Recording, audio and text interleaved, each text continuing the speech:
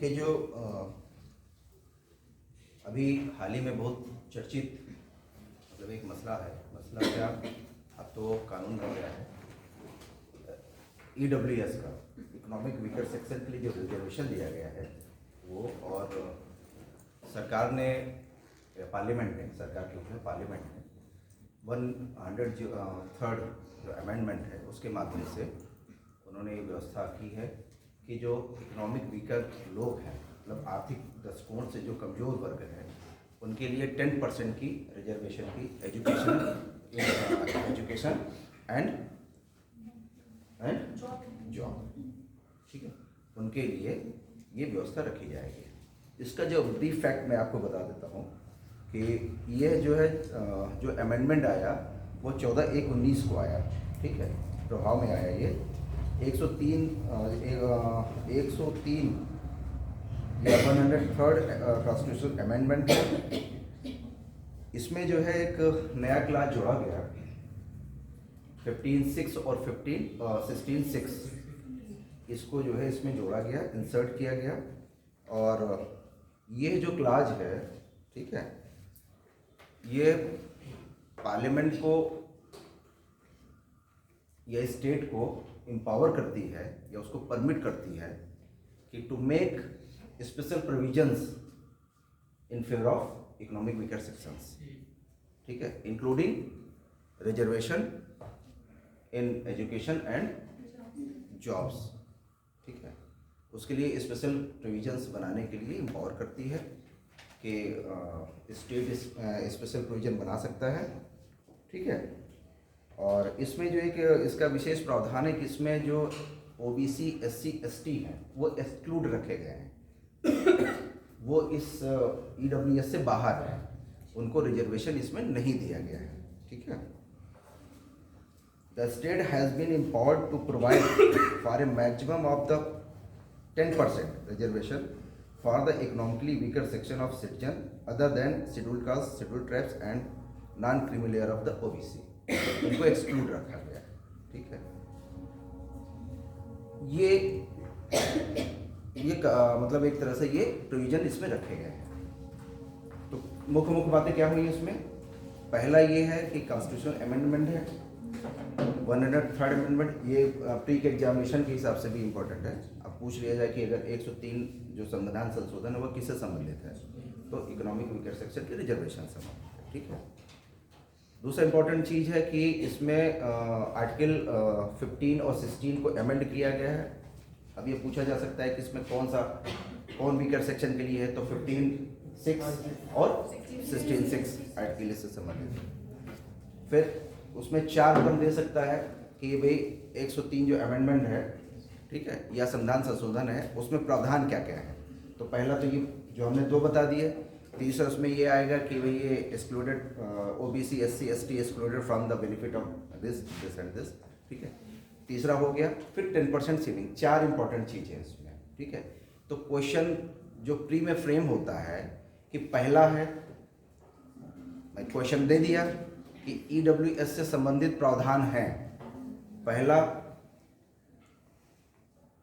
दूसरा, तीसरा, चौथा। फिर उसमें पूछ देगा कि पहला है। अब जो ऑप्शन आएंगे कि इसमें पहला वाला है कि दूसरा वाला है कि पहला दूसरा है कि पहला दूसरा तीसरा है कि पहला दूसरा तीसरा चौथा है, फिर उपरोक्त से कोई नहीं है। तो जब तक आप पूरा नहीं जानेंगे तब तक फिर नहीं कर पाएंगे। ये UPSC का ट्रेंड होता है क्वेश्चन पूछने का, यूपी भी आता है, लेकिन जब UPSC की आप तैयारी करेंगे तो कभी लीनियर क्वेश्चन नहीं आएंगे, 1 लाइन क्वेश्चन नहीं आता वहाँ पर भी। वहाँ वो पूरे टॉपिक संबंधित 4 ऑप्शन देंगे आपको। अब वो 4 ऑप्शन, अब आपको समझना है कि उस टॉपिक संबंधित कि नहीं संबंधित, या उस क्वेश्चन से रिलेटेड है कि नहीं रिलेटेड।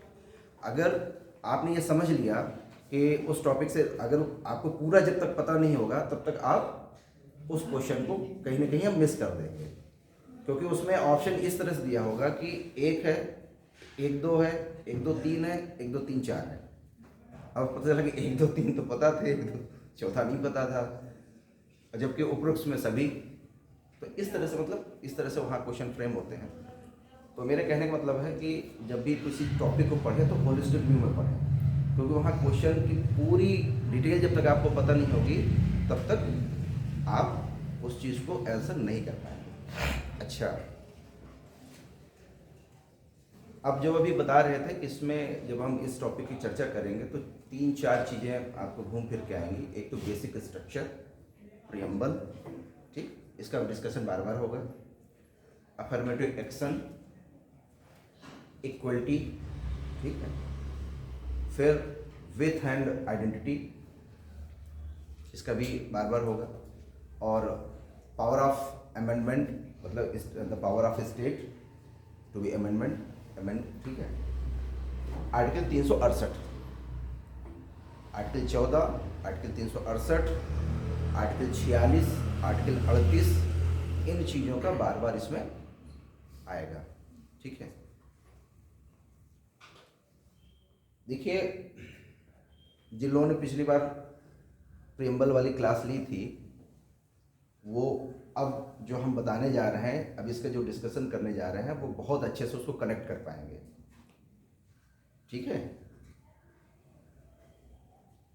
प्रियम्बल आप लोगों ने पढ़ा है, सब लोगों ने पता है सबको? कोई सुना दे, अच्छा किसी को आता हो सुना दे, या पढ़ के सुना दीजिए, आपके पास हो तो पढ़ के सुना दीजिए एक बार। नहीं आता किसी को? सुना दे। हाँ, तुमने सुनाया था मुझे सर, थोड़ा बहुत इधर। हाँ हाँ, ठीक है ठीक है। सर, हम भारत के लोग भारत को एक संपूर्ण प्रभुत्व संपन्न समाजवादी पंथ निरपेक्ष लोकतांत्रिक गणराज्य बनाने हेतु तथा उसमें उन सभी नागरिकों को सामाजिक, आर्थिक, राजनीतिक स्वतंत्रता,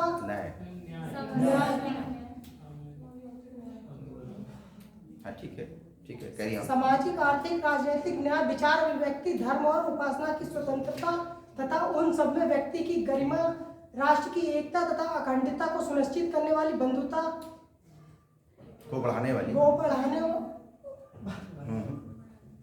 हाँ ठीक है, बहुत बढ़िया, बढ़ाने वाली, सॉरी सर, चलो ठीक, कोई बात नहीं, मोटा मोटा आपने बता दिया है। मतलब सामाजिक, आर्थिक, राजनीतिक न्याय, है ना, इसमें जस्टिस भी आएगा, है ना, इसमें जो बात आएगी वो जस्टिस की भी आएगी, ठीक है। तो बेसिकली देखो,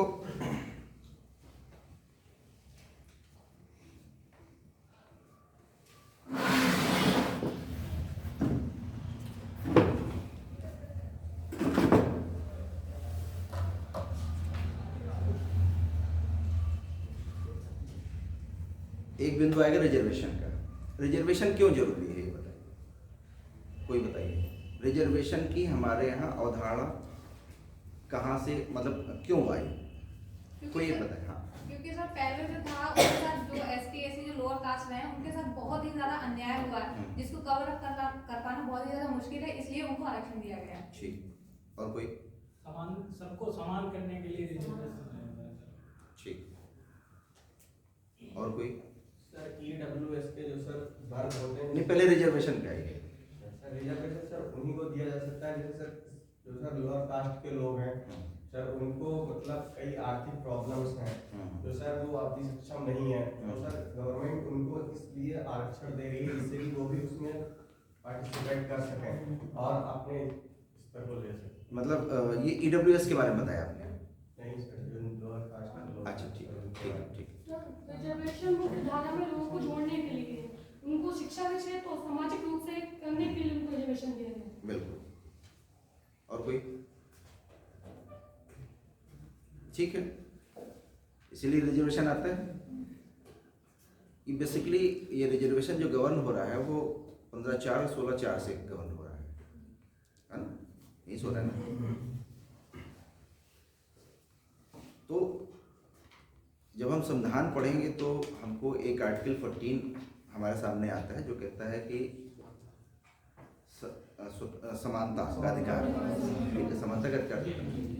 जब हम प्रियम्बल बना रहे थे तो हमारे लिए सबसे इम्पोर्टेंट चीज़ थी कि हम राजतंत्र से हम एक लोकतांत्रिक व्यवस्था की ओर बढ़ रहे थे, यही तो था ना। और एक ऐसा संविधान हमको चाहिए था जो इंक्लूसिव हो, जो सभी व्यक्तियों, हमारे जो मतलब हम भारत के लोग जो बात वहाँ आ रही है, जब वो प्रियम्बल पढ़ते हैं तो पहला शब्द जो आता है we the people of India, इसका मतलब था कि हमारे संपूर्ण भारत के निवासी जो थे, जो समय लोग थे, उनकी तरफ से संविधान बन रहा था। तो जब उनकी तरफ से संविधान बन रहा था तो एक ऐसा संविधान होना चाहिए था जो सबको साथ लेके चलने वाला था। ठीक है, तो ये बात वहाँ पर आई कि भाई जो हमारी सोसाइटी में जो ट्रेडिशनली जो डिफरेंस पैदा है वो कैसे मीट आउट हो। जो परंपरागत तरीके से जो हमारे एक डिवीजन है व्यक्तियों में या समाजों में या वर्गों में, भाई समाज के विभिन्न वर्गों के बीच जो डिवीजन था वो कैसे मीट आउट हो, कैसे उसको दूर किया जाए। जो डिस्क्रिमिनेशन हो रहा था, क्योंकि अब वो जो सिस्टम बनने जा रहा था वो उसमें सभी की भागीदारी होनी थी, क्योंकि कोई भी ऐसा संविधान जो सबको भागीदारी की मौका ना दे, अपॉर्चुनिटी ना दे, इक्वलिटी ना दे, तो वो संविधान हो ही नहीं सकता। यही तो है ना बात। तो जो इम्पोर्टेंट चीज़ थी वो हमारे संविधान में वो ये देने जा रहा था सभी नागरिकों को कि every citizen is equal and every citizen has the opportunity, ठीक है, टू ग्रोथ। मतलब सबको अपने ग्रो करने का मौका मिलेगा और सभी समान होंगे। इसीलिए जो हमारे, तो ये जरूरी पड़ा कि कुछ ऐसी चीजें उसमें रखी जाएं जो कि व्यक्ति के अधिकारों से जुड़ी हो, क्योंकि उनको व्यक्तियों को कुछ अधिकार भी तो देने हैं, नागरिकों को कुछ अधिकार भी तो देने हैं। तो जब मूल अधिकार पढ़ेंगे तो क्या पढ़ेंगे उसमें? आप 14 से लेकर 32 तक है, ठीक है। समानता का अधिकार है, फिर स्वतंत्रता का अधिकार है, फिर धार्मिक स्वतंत्रता का अधिकार है, ठीक है, हाँ, शिक्षा का भी अधिकार है। मतलब तमाम प्रकार के अधिकारों को उससे क्लैरिफिकेशन किया गया। मतलब संविधान से कुछ अधिकारों को मूलभूत अधिकार मिले हैं, वो सॉरी, संविधान से व्यक्तियों को या नागरिकों को कुछ मूलभूत अधिकार मिले हैं, इन्हीं को मूल अधिकार कहा जाता है। ठीक है, ये इसलिए इम्पोर्टेंट है क्योंकि व्यक्ति के कुछ न कुछ नैसर्गिक अधिकार होते हैं जिनका वायलेट राज्य नहीं कर सकता है। ठीक है, कोई विधायिका नहीं कर सकती, कोई कार्यपालिका नहीं कर सकती, क्योंकि हो सकता है कल को ये स्थिति हो जाए कि कोई ऐसी पार्लियामेंट हो या कोई ऐसा सेगमेंट हो जो कि लोगों के नैसर्गिक अधिकारों को कुचलने लगे। ठीक है, तो राज्य से सुरक्षा के लिए या जो आपकी उसकी वो है, क्या कहते हैं, कार्यपालिका है, उससे सुरक्षा के लिए व्यक्तियों के या नागरिकों के कुछ अधिकार दिए गए और उसको स्पष्ट रूप से लिख दिया गया कि वो चैप्टर बनाया गया मूल अधिकार का। ये तो है ना। अब यहाँ आप अंतर करिए, इस चीज को समझिए कि जब आप अमेरिका के संविधान को पढ़ेंगे और आप ब्रिटेन के संविधान को पढ़ेंगे तो दो चीजें आपको मिलेंगी वहां पर, supremacy of the parliament and supremacy of the judiciary. ठीक है, दो ही चीज मिलती है ना। हिंदुस्तान के जब अपने भारत का संविधान बन रहा था तो उसमें इन दोनों को मिक्स किया गया।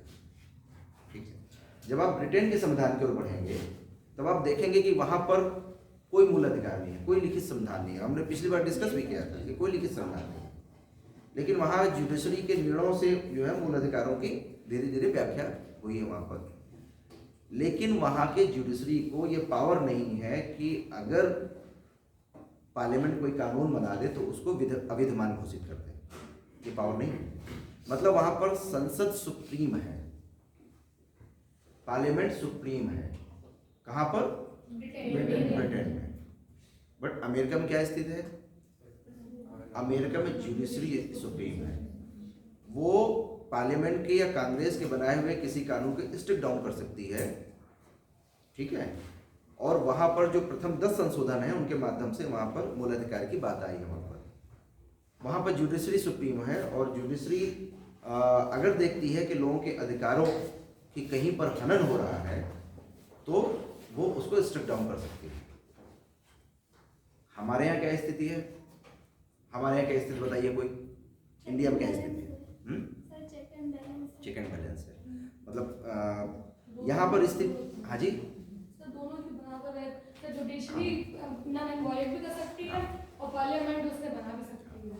मतलब यहाँ पर ये है कि ये कॉन्सेप्ट इसलिए लाया गया क्योंकि हमारे यहाँ अगर अगर पार्लियामेंट को सुप्रीम कर दिया जाता तो हमें ये डर था कि कहीं ऐसा ना हो कि कुछ लोग या कोई पार्लियामेंट ऐसी आ जाए या जो सरकार में बैठी हुई लोग हैं कि वो व्यक्ति के अधिकारों को मतलब उसको छीनने लगे। ठीक है, इसीलिए सुप्रीम कोर्ट को जुडिशियल रिव्यू का पावर दिया गया। यहाँ पर क्या दिया गया? जुडिशियल रिव्यू का पावर, कि सरकार द्वारा बनाए गए कोई भी कानून का वो जुडिशियल रिव्यू कर सकती है यदि वो कानून, वो law violets the violets the constitutional provision. अभी हम फंडामेंटल राइट में बाद में आएंगे। ठीक है, मतलब भाई वो तो पूरे संविधान से देखेगा ना, नॉट ओनली फंडामेंटल राइट्स, वो पूरे संविधान को देखेगा, संविधान के थॉट्स को देखेगा, जो उसके थॉट्स है उसको देखेगा, उसका भावनाओं को देखेगा। अगर कोई भी कानून उस भावना के विपरीत जा रहा है तो उसको स्टेप डाउन कर सकती है। मतलब यहाँ चेक एंड बैलेंस बनाया गया है। जुडिशियल रिव्यू, जैसे अमेरिका में क्या है, वहाँ पर जुडिशियल रिव्यू हर का कर सकती है, वो सबका कर सकती है। ठीक है, वहाँ पर पार्लियामेंट वो जुडिशरी सुप्रीम है। ब्रिटेन में जुडिशियल रिव्यू नहीं है। और इंडिया में क्या है, पार्लियामेंट को संविधान में संशोधन का अधिकार भी दिया गया है और उधर जुडिशियल रिव्यू भी दिया गया है। मतलब दोनों को पावर दी गई है। यहाँ पर सेपरेशन ऑफ पावर रखा गया है, कार्यपाल का, विधायक का और न्यायपाल का। तीनों में सेपरेशन ऑफ पावर है कि तीनों मतलब कार्यपाल का, विधायक का और न्यायपाल का अपनी अपनी सीमाओं पर रहकर काम करेंगे।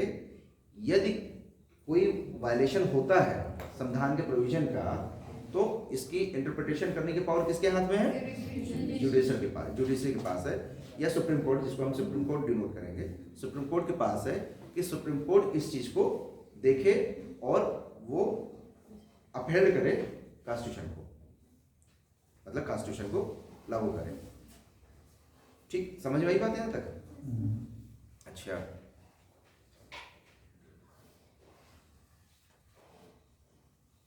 अब यहां पर ये इंपॉर्टेंट चीज है कि जब संविधान बन रहा था उस समय ये विचार हो रहा था कि भाई हमने कानून के समान कानून समानता का अधिकार दे दिया। ठीक है, अब देखिए समानता के अधिकार में दो चीजें आएंगी। जब आप समानता आर्टिकल 14 पढ़ेंगे तो दो इंपॉर्टेंट चीज आएंगी, कानून के समानता और कानून का समान संरक्षण, विधियों का समान संरक्षण। यही है ना उसमें, कानून के तहत समानता मतलब इक्वलिटी बिफोर द लॉ, और ये हो गया कानून का समान संरक्षण। दो अलग अलग चीजें हैं। तो एक चीज ये बताइए कि जैसे क्या सभी को कानून के समझ समान बना के हम कोई चीज अटेन कर सकते हैं? अगर जैसे एक मतलब बहुत सारे लोग, जैसे आप लोग ही उदाहरण लीजिए, कोई एक हम रूल बना दें कि सब इक्वल, मतलब सब उसके लिए इक्वल है, तो क्या ये इक्वलिटी, मतलब वो इक्वलिटी का जो इथॉस है वो क्लियर हो पाएगा? नहीं हो पाएगा। क्यों? सर, अवसर की समानता की बात की है, ये ना कि सबको समान करने की। हाँ, अवसर में समानता दी जाएगी कि पेपर दे सकते हो, हाँ, ना कि सबको सिलेक्शन दे दिया जाएगा। हाँ, नहीं ठीक है। तो बेसिकली ये था कि जो समानता का अधिकार है वो बहुत ही ब्रॉड व्यू है, ठीक है, बहुत ब्रॉड लेवल पर जाकर काम करता है। तो जब संविधान जब संविधान बना तो उसमें दो चीजें दी गई आर्टिकल 14 में, कि इक्वलिटी बिफोर द लॉ और विधियों का समान संरक्षण। यहां पर एक और चीज आती है, सब्सटेंशियल जस्टिस। ठीक है, सब्सटेंशियल जस्टिस। सब्सटेंशियल जस्टिस का मतलब क्या है? न्याय, तात्विक न्याय। हिंदी में उसको क्या कहेंगे? तात्विक न्याय। एक न्याय हो गया कि इक्वलिटी बिफोर द लॉ कर दी गई, ये भी तो एक जस्टिस ही एक तरह से, कि सभी को वही समान मान लिया गया। और एक हो गया तात्विक न्याय, मतलब सब्सटेंशियल, या जो इक्वलिटी है सब्सटेंशियल कब होगी? ये इक्वलिटी सब्सटेंशियल कब होगी बताइए, कुछ समझ में आ रहा है? इक्वलिटी जो रूल ऑफ लॉ, मतलब इक्वलिटी बिफोर द लॉ दिया गया है, वो सब्सटेंशियल कब होगी? वो आरक्षण के बाद की बात है, वो तब होगी कि जब भाई ये तब मतलब जब सबको मतलब जब साथ आएंगे, हाँ? जब सारे लोग एक साथ आएंगे तब नहीं उसका वो मतलब नहीं है यहाँ पर। मतलब ये सब्सटेंशियल तब होगी, इक्वलिटी सब्सटेंशियल तब होगी कि जब हम समाज के उन वर्गों को जो कि मेन स्ट्रीम में नहीं है उनको भी वहां तक ले आए, है ना उनको भी भाई। ये सब्सटेंशियल कब होगी? ये सब्सटेंशियल तब होगी जब हम अगर हम ये कह दें कि भाई इक्वलिटी बिफोर द लॉ, सभी को एग्जाम देने की छूट है, भाई किसी के साथ डिस्क्रिमिनेशन नहीं होगा, है ना। तो इक्वलिटी मतलब क्या? एब्सेंस ऑफ द डिस्क्रिमिनेशन, यही तो है इक्वलिटी।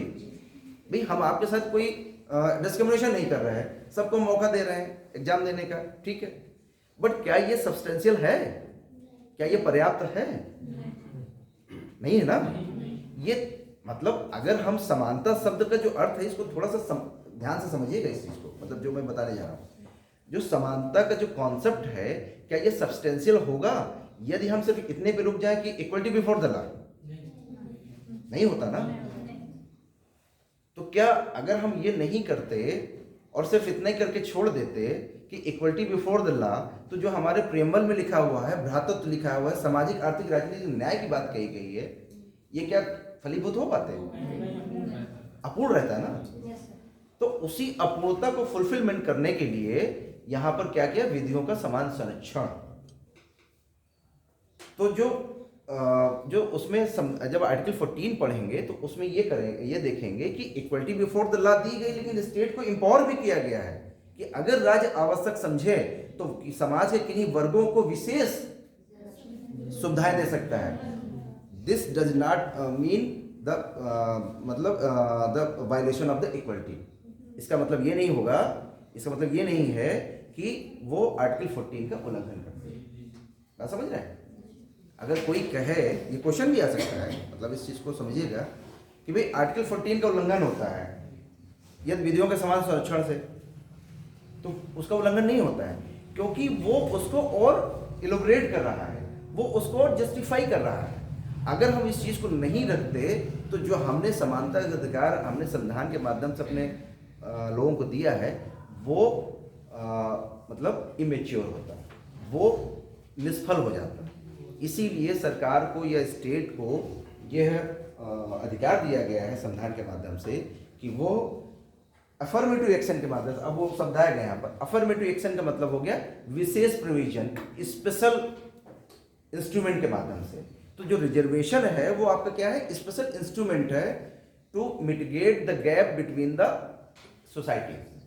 तो सोसाइटी के बीच में जो हैव्स और हैव्स नॉट वाले हैं, जो कुछ ऐसे वर्ग हैं जो मेन स्ट्रीम में नहीं है, उनके गैप को खत्म करने का एक हथियार है, एक माध्यम है रिजर्वेशन। इसीलिए रिजर्वेशन आता है और ये कॉन्स्टिट्यूशनली वैलिड माना जाता है। अब एक चीज इसमें ये आती है कि जब रिजर्वेशन का कॉन्सेप्ट आया,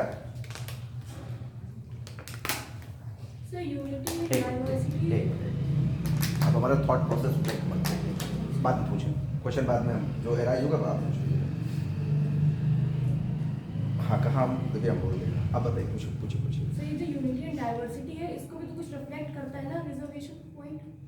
जो यूनिटी एंड डाइवर्सिटी है हाँ। इसको भी रिफ्लेक्ट करता है ना रिजर्वेशन पॉइंट? बिल्कुल करता है, ठीक है। फिर अफर्मेटिव एक्शन की बात कर रहे थे, मतलब स्टेट को एम्पावर करता है कि अफर्मेटिव एक्शन के माध्यम से वो या इंक्लूडिंग रिजर्वेशन, ठीक है, वो लोगों जो समाज के विभिन्न वर्ग हैं जो मेन स्ट्रीम में नहीं है उनको मेन स्ट्रीम में लाने की कोशिश करें, ठीक है।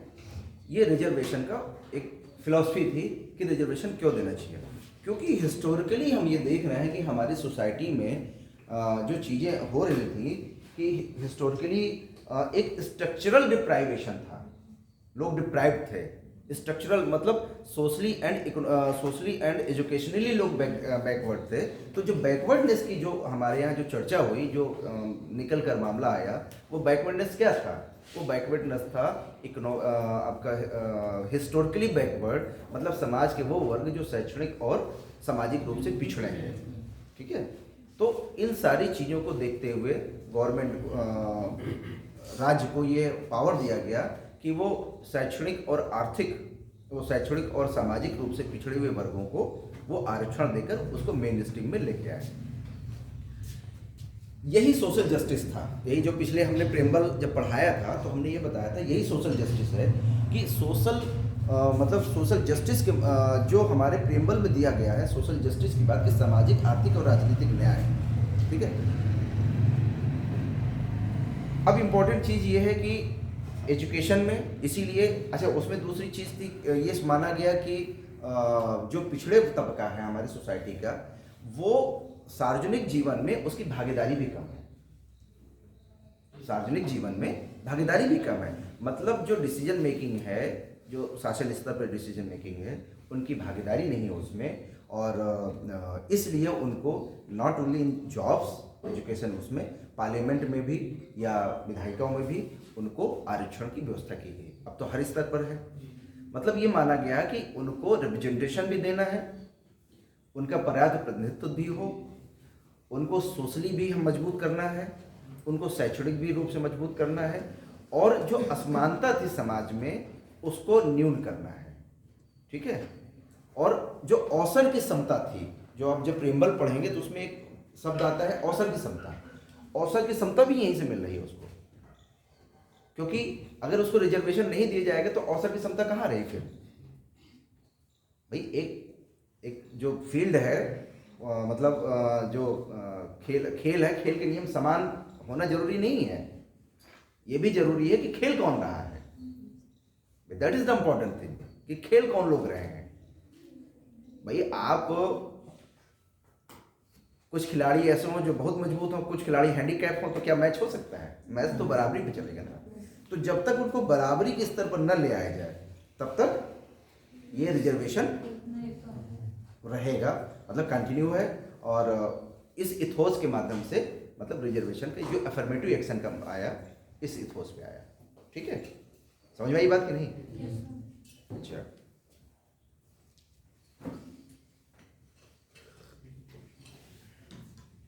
हमारे संविधान में निर्देशक तत्व भी दिए गए हैं, डायरेक्टिव प्रिंसिपल। डायरेक्टिव प्रिंसिपल में भी लोक कल्याणकारी जो उपबंध हैं डायरेक्टिव प्रिंसिपल के माध्यम से किए गए हैं, और उसमें भी राज्य को निर्देश दिए गए हैं कि राज्य सामाजिक और आर्थिक और शैक्षणिक दृष्टिकोण से पिछड़े हुए लोगों को ऊपर अपलिफ्ट करेगा। ये राज्य का कर्तव्य होगा।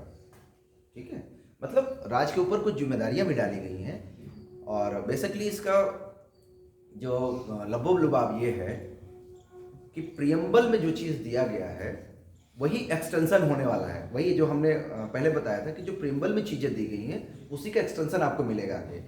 तो इसी इथोस के माध्यम से रिजर्वेशन का कॉन्सेप्ट आता है। ये तो था अब तक का जो रिजर्वेशन चल रहा था। ठीक है, ये वेल एक्सेप्टेड था। अब सरकार ने 103 अमेंडमेंट, मतलब 103rd अमेंडमेंट किया और इकोनॉमिक क्राइटेरिया पर रिजर्वेशन दिया। ठीक है, अब इसमें ये बताइए कि ये होना चाहिए नहीं होना चाहिए। मतलब पिछली क्लास में था कि कुछ दो पक्ष थे यहाँ पर, कि कुछ कह रहे थे कि नहीं EWS नहीं होना चाहिए, कुछ कह रहे थे होना चाहिए। अब आप थोड़ा सा डिस्कस करिए, मतलब कोई बताए, उसके पक्ष में बताए, इसके भी पक्ष में बताए, कोई बता सकता है? अब ये बताइए कि जो गवर्नमेंट ये लेके आई है, जो पार्लियामेंट लेके आई है, वो सही है या गलत है? हाँ, एक लोग बताइए, एक लोग। हाँ बताइए, बिल्कुल एक लोग। पूरी तरह सही नहीं, क्योंकि इंदिरा साहनी केस में हाँ, जब हुई थी तो 1992 में शायद, तो उसमें ये हुआ था कि 50% से ऊपर रिजर्वेशन नहीं दिया जाएगा। ठीक। और जब ये EWS का हुआ है 103 अमेंडमेंट, इसमें 50+ हो गया। हाँ, 60% हो गया। 60% अमेंडमेंट हो गया है। तो सर तो इट मींस कि this provision violets the constitution, है ना? फुल्ली नहीं, क्योंकि सर इसमें हाँ, हाँ। उसमें ये पूरी तरह श्योरिटी नहीं कि 50+ ही दिया जाएगा, मतलब उसमें और भी चेंजेस किया जा सकता है कि जो इकोनॉमिकली है हाँ। वो दिया जा सकता है। नहीं, अभी तो 10% की सीलिंग लगाई गई है। जी, है ना? मतलब ये सर इसका वॉयलेशन हो रहा है ना कि जो केस पहले जो मतलब 50% का जो इंदिरा साहनी केस है उसका वायलेशन यहाँ हो रहा है। वहाँ जो उन्होंने एक कैप मतलब सुप्रीम कोर्ट ने अपने जजमेंट के माध्यम से कैप रखा था कि रिजर्वेशन मतलब इससे एक्सटेंड नहीं हो सकता, can not be extended more than 50%, है ना, यही था ना, वो नहीं हो सकता। ठीक है, वेरी गुड। और बताइए। इसी आधार पर सर 27% ओबीसी को आरक्षण दिया गया है। हाँ। अन्यथा ये 50% का क्राइटेरिया ना होता तो ओबीसी को ज्यादा आरक्षण दिया जाता। लागू भी हुआ था सरकार ने नरसिम्हा राव की सरकार इसीलिए और ये सुप्रीम कोर्ट ने नहीं मान दिया था। एक लोग ये इकोनॉमिकली वीकर सेक्शन के लिए जो ईडब्ल्यूएस आया है, ये तो एक तरीके से कह सकते हैं किसी लाइन को छोटा करने के लिए उससे बड़ी लाइन खींच दी जाए, यही हुआ सर। मतलब फिर से बताइए इसको क्या कहना चाह रहे हैं। सर ऐसा है कि कोई लाइन खींची गई हो, अगर उसको छोटा करना है तो बिना मिटाए हुए बिना टच किए हुए तो उससे बड़ी लाइन खींच दो, बस यही हुआ। तो ये अच्छा हुआ या गलत हुआ, मतलब सही है गलत है, मतलब किस नजरिए से उसको देख रहे हैं आप। सर ये गलत है, अगर इंदिरा साहनी केस के हिसाब से देखा जाए 1992 में 50% का क्राइटेरिया रखा गया था, इसके अंतर्गत ओबीसी को 27% आरक्षण दिया गया था क्योंकि इससे ज्यादा नहीं कर सकते थे। अगर ये न क्राइटेरिया होता तो ओबीसी को आरक्षण कुछ ज्यादा दिया मतलब ये कि 58 वायलेट मतलब this constitutional amendment violets the cap of 50% in the reservation. ठीक है ना, एक तो लॉजिक ये हो गया। ठीक है, दूसरा लॉजिक कोई। सर ईडब्ल्यूएस का जो सिस्टम है वो 10% की बजाय और बढ़ाना चाहिए। और नहीं अभी तो अच्छा नहीं आप तो समर्थक हो गए ना, रुक जाइए, विरोधी वालों पहले बात कर लें। सर ये इसका एक मापदंड दिया गया था कि सामाजिक राजनीतिक और सर शैक्षणिक रूप से पिछड़े हुए लोगों को ही आरक्षण दिया जाएगा, लेकिन आर्थिक का कहीं वो नहीं कि जिक्र नहीं किया गया था इसमें, लेकिन कोई जिक्र नहीं है। ठीक है। दूसरा ये हो गया कि the reservation given to economic weaker section on the economic ground, मतलब ये डिजरेबल नहीं है, नॉट अप्रोप्रिएट, है ना, because article 14 gives the reservation for those person who are educationally and socially backward, यही है ना, मतलब ठीक। और तीसरा सर ये है कि इससे ओबीसी, एसटी और शेड्यूल कास्ट के लोगों को बाहर रखा गया है। हाँ, इससे बाहर रखा गया है ना, यही है ना। अब समर्थक वाले बताएं भाई, जो ईडब्ल्यूएस को समर्थन करते हो। हाँ बिल्कुल बताइए। सर ईडब्ल्यूएस का जो सिस्टम है सर, रिजर्वेशन सिस्टम का जो संविधान में ये कहा गया था कि जो सामाजिक रूप से आर्थिक रूप से कमजोर वर्ग है उनको रिजर्वेशन दिया जाएगा। तो सर उसका जो क्राइटेरिया है, जो ओबीसी को, एससी को जो भी रिजर्वेशन दिया जा रहा है, तो क्या जनरल है उसको भी रिजर्वेशन देना चाहिए। जनरल में भी हर व्यक्ति आर्थिक रूप से कमजोर है, जनरल में भी सब बहुत से आर्थिक रूप से कमजोर है, तो या तो सब सबका रिजर्वेशन एक जैसा कर देना चाहिए या फिर ईडब्ल्यूएस को थोड़ा बढ़ाना चाहिए। सर जो आर्थिक रूप से कमजोर था ओबीसी एससी वालों को सर इतना रिजर्वेशन मिल चुका है कि सर आर्थिक रूप से जो कमजोर थे उनको तो मिल चुका है कि सर, और नहीं आर्थिक रूप से कमजोर वर्गों को नहीं मिला, मतलब वो इसी में तो प्रावधान किया गया ना। जी तो इसको रिजर्वेशन ईडब्ल्यूएस का थोड़ा बढ़ना चाहिए। अच्छा, बढ़ना चाहिए। और सर हम इसके पक्ष में बताना चाहते हैं सर, अगर उद्देशिका देखी जाए, संविधान की उद्देशिका देखी जाए तो उसमें लिखा था कि हम भारत के लोग भारत को संपूर्ण प्रभुत्व संपन्न समाजवादी पंथनिरपेक्ष लोकतंत्रात्मक गणराज्य बनाने के लिए उसके समस्त नागरिकों को आर्थिक, सामाजिक, राजनीतिक, सर आर्थिक न्याय की जब बात होती तो आर्थिक प्रेम्बल के अनुसार ईडब्ल्यूएस सही है। सही है ना, ठीक, मतलब आपका भी ये मत है कि ठीक। और कोई ईडब्ल्यूएस के समर्थन में, मतलब 2-3 चीजें निकल कर आई, मतलब जो आप लोग, हाँ बता। जो ईडब्ल्यूएस का आरक्षण है वो कहीं ना कहीं संविधान के मूल ढांचे का उल्लंघन तो करता ही है, काहे कि समाज में जो शोषण हुआ था वो सामाजिक और शैक्षणिक दृष्टि को ध्यान में रखते हुए किया गया था। और अगर सर आर्थिक आरक्षण देना ही था तो सर इसका जो मानक इसके रखे गए कि 8 लाख रुपए एससी का जो मानक है वो 2-2.5 लाख रुपए रखा गया है, तो सर इतना डिफरेंस क्यों? एससी का 2 लाख में काम चला सकता है, हाई कास्ट वाला 8 लाख में। सर इसका मतलब रखना ही था आज से प्रूफ से, तो फिर सर 2 ही जो एससी की मानक थे वही मानक रखना चाहिए था। ठीक है, हाँ। ये तो एक बिग पॉइंट है सर, अगर 2 लाख रुपए रख दिए नहीं तो आप समर्थन में हुए कि विरोध में? ये तो विरोध, ये समर्थन में है ना ही विरोध में। ये सिचुएशन नहीं हो सकती भाई, ये सिचुएशन तो न्यूट्रल सिचुएशन नहीं हो सकती। या तो आप समर्थन करेंगे उस चीज का, या उसका विरोध करेंगे, ये तो है ना। नहीं, सुधारात्मक पक्ष तो अंदर थे, मतलब वो ठीक है, मतलब किसी चीज को, हाँ नहीं तो ये कहिए ना, नहीं ये कहिए कि उसमें हमें थोड़ा सा और इम्प्रूवमेंट चाहिए। तो किसमें इम्प्रूवमेंट चाहिए? मतलब 10% की जो कैप है उसको और बढ़ाया जाए, नहीं सर, फिर 8 लाख से कम किया जाए, इनकम क्राइटेरिया कम। ठीक ठीक, वेरी गुड, ठीक, हाँ ठीक है, ठीक ठीक, मैं 1-2 लोगों को जानता हूँ नहीं ठीक है, ठीक है, ज़्यादा नहीं कर, बैठो, हाँ बैठो, समर्थन में बोला। हाँ बताइए। सर ईडब्ल्यूएस तो सर दिनेश महश्वरी जी ने बताया था, यूयू दलित सिंह डिस्ट्रिक्ट जो थे वो सर इसकी सहमति में नहीं थे। महश्वरी जी ने बताया था कि कई ऐसे सर वर्ग हैं जिनमें कुछ लोग ऐसे हैं जो सर शिक्षा से, एजुकेशन से पिछड़े हुए हैं, नहीं वहाँ तक आ सकते, तो ये संविधान का कोई उल्लंघन नहीं है। इसमें इन लोगों को ईडब्ल्यूएस का 10% आरक्षण देकर इसमें पार्टिसिपेट करने का मौका मिलेगा और ये वर्ग समान हो जाएगा। ठीक, ये बात बताइए। ठीक, और कोई बस ना? ईडब्ल्यूएस को अंडर 50% रिजर्वेशन रखना चाहिए। 50% रिजर्वेशन जो नहीं है, जो जनरल कैटेगरी है, उसको अलग रखना चाहिए, उसको अलग नहीं क्यों करा जा रहा है? ईडब्ल्यूएस को प्लस 10% क्यों दिया है? 50% जब मतलब ऑलरेडी दे चुके हैं हम, हाँ हाँ, तो उसके बाद हम 10% क्यों दे रहे हैं? नहीं किसको दे चुके हैं? हम एससी एसटी ओबीसी को दे चुके हैं। हाँ। बातें उठ रही कि एससी एसटी ओबीसी को भी उसमें इंक्लूड करना चाहिए ईडब्ल्यूएस में। हाँ, हाँ। तो क्यों करना चाहिए? जब एससी एसटी ओबीसी को पहले से रिजर्वेशन मिल रहा है 50%, तो ये जो रिजर्वेशन है वो जनरल कैटेगरी के, जनरल कैटेगरी में जो वीकर सेक्शन इकोनॉमिकल, सब व्यक्ति एक समान नहीं कमा सकते, बिल्कुल बिल्कुल, उनके लिए। बिल्कुल। मगर मेरा क्या मानना है कि अगर इसको रखना है तो उसको भी 50% के अंदर ही रखना चाहिए। नहीं तो इससे तो ये हो जाता है जो 50%, मतलब उनका तो और रिजर्वेशन कम हो जाता फिर। सर हो जाएगा, हाँ। मगर जो रिजर्वेशन है उसकी कैटेगरी होनी चाहिए कि 50%। ओके, मतलब हाँ, मतलब आपका मानना है कि एक लिमिट रखनी चाहिए, मतलब 50% आप फाइनल मानना है कि इससे ऊपर नहीं जाना इससे ऊपर नहीं चाहिए। जाना चाहिए। ठीक है, हाँ कोई और बोला? सर जैसे कि जो कॉन्सेप्ट है कि ईवीएस को मतलब देना चाहिए, वो दे रहे हैं, सही कर रहे हैं, लेकिन जो मतलब ये 50% के अबव जा रहा है, उसको करने के लिए जो ओबीसी में और क्रीमी लेयर चलती है, उसको हम एससी और एसटी में क्यों नहीं लागू करते? अगर मतलब ये अप्लाई कर दिया जाए तो आई थिंक 50% के अंदर आ जाएगा, क्योंकि एससी एसटी में भी कई सेक्शन ऐसे होते हैं, मतलब कई लोग ऐसे हैं जो फाइनेंशियली और हर तरीके से हाँ, है अपनी बिल्कुल बिल्कुल, चीजों को करने के लिए, तो उनको क्रीम के अंदर रख देना चाहिए।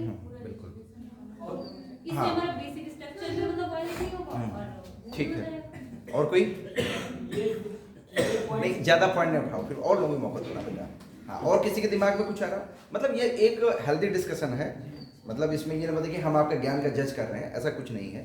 मतलब बहुत देखो, ऐसा है कि हमने जब पहली क्लास ली थी तो उन्होंने इम्पोर्टेंस ऑफ पॉलिटिकल साइंस बताया था कि पॉलिटिकल साइंस का इम्पोर्टेंस क्या है, बताया था ना, तुम पहली क्लास में थे ना बेटा। जो रोजमर्रा में आपके सामने आ रहा है वही पॉलिटिकल साइंस है। ये रोज इशू आप पेपर में, मैगजीन्स में, डिबेट में, टीवी में, हर जगह यही आ रहा है, नहीं आ रहा है? तो बहुत सारी क्वेश्चंस आपके मन में भी उठते होंगे कि भाई ऐसा क्यों हो रहा है, ऐसा उसके पीछे लॉजिक क्या है, क्यों हुआ, कैसे हुआ, सही हुआ, गलत हुआ। तो ऐसा नहीं है, आप you can not B neutral, आप न्यूट्रल नहीं हो सकते उन चीज़ों से। कोई ना कोई आपका मंतव्य होगा उसमें, कोई ना कोई आपकी राय होगी, कोई ना कोई आपकी से होगी उसमें। भाई आप भी विवेक बुद्धि रखते हैं, कोई ना कोई आपका सबमिशन होगा उसमें, नहीं होगा?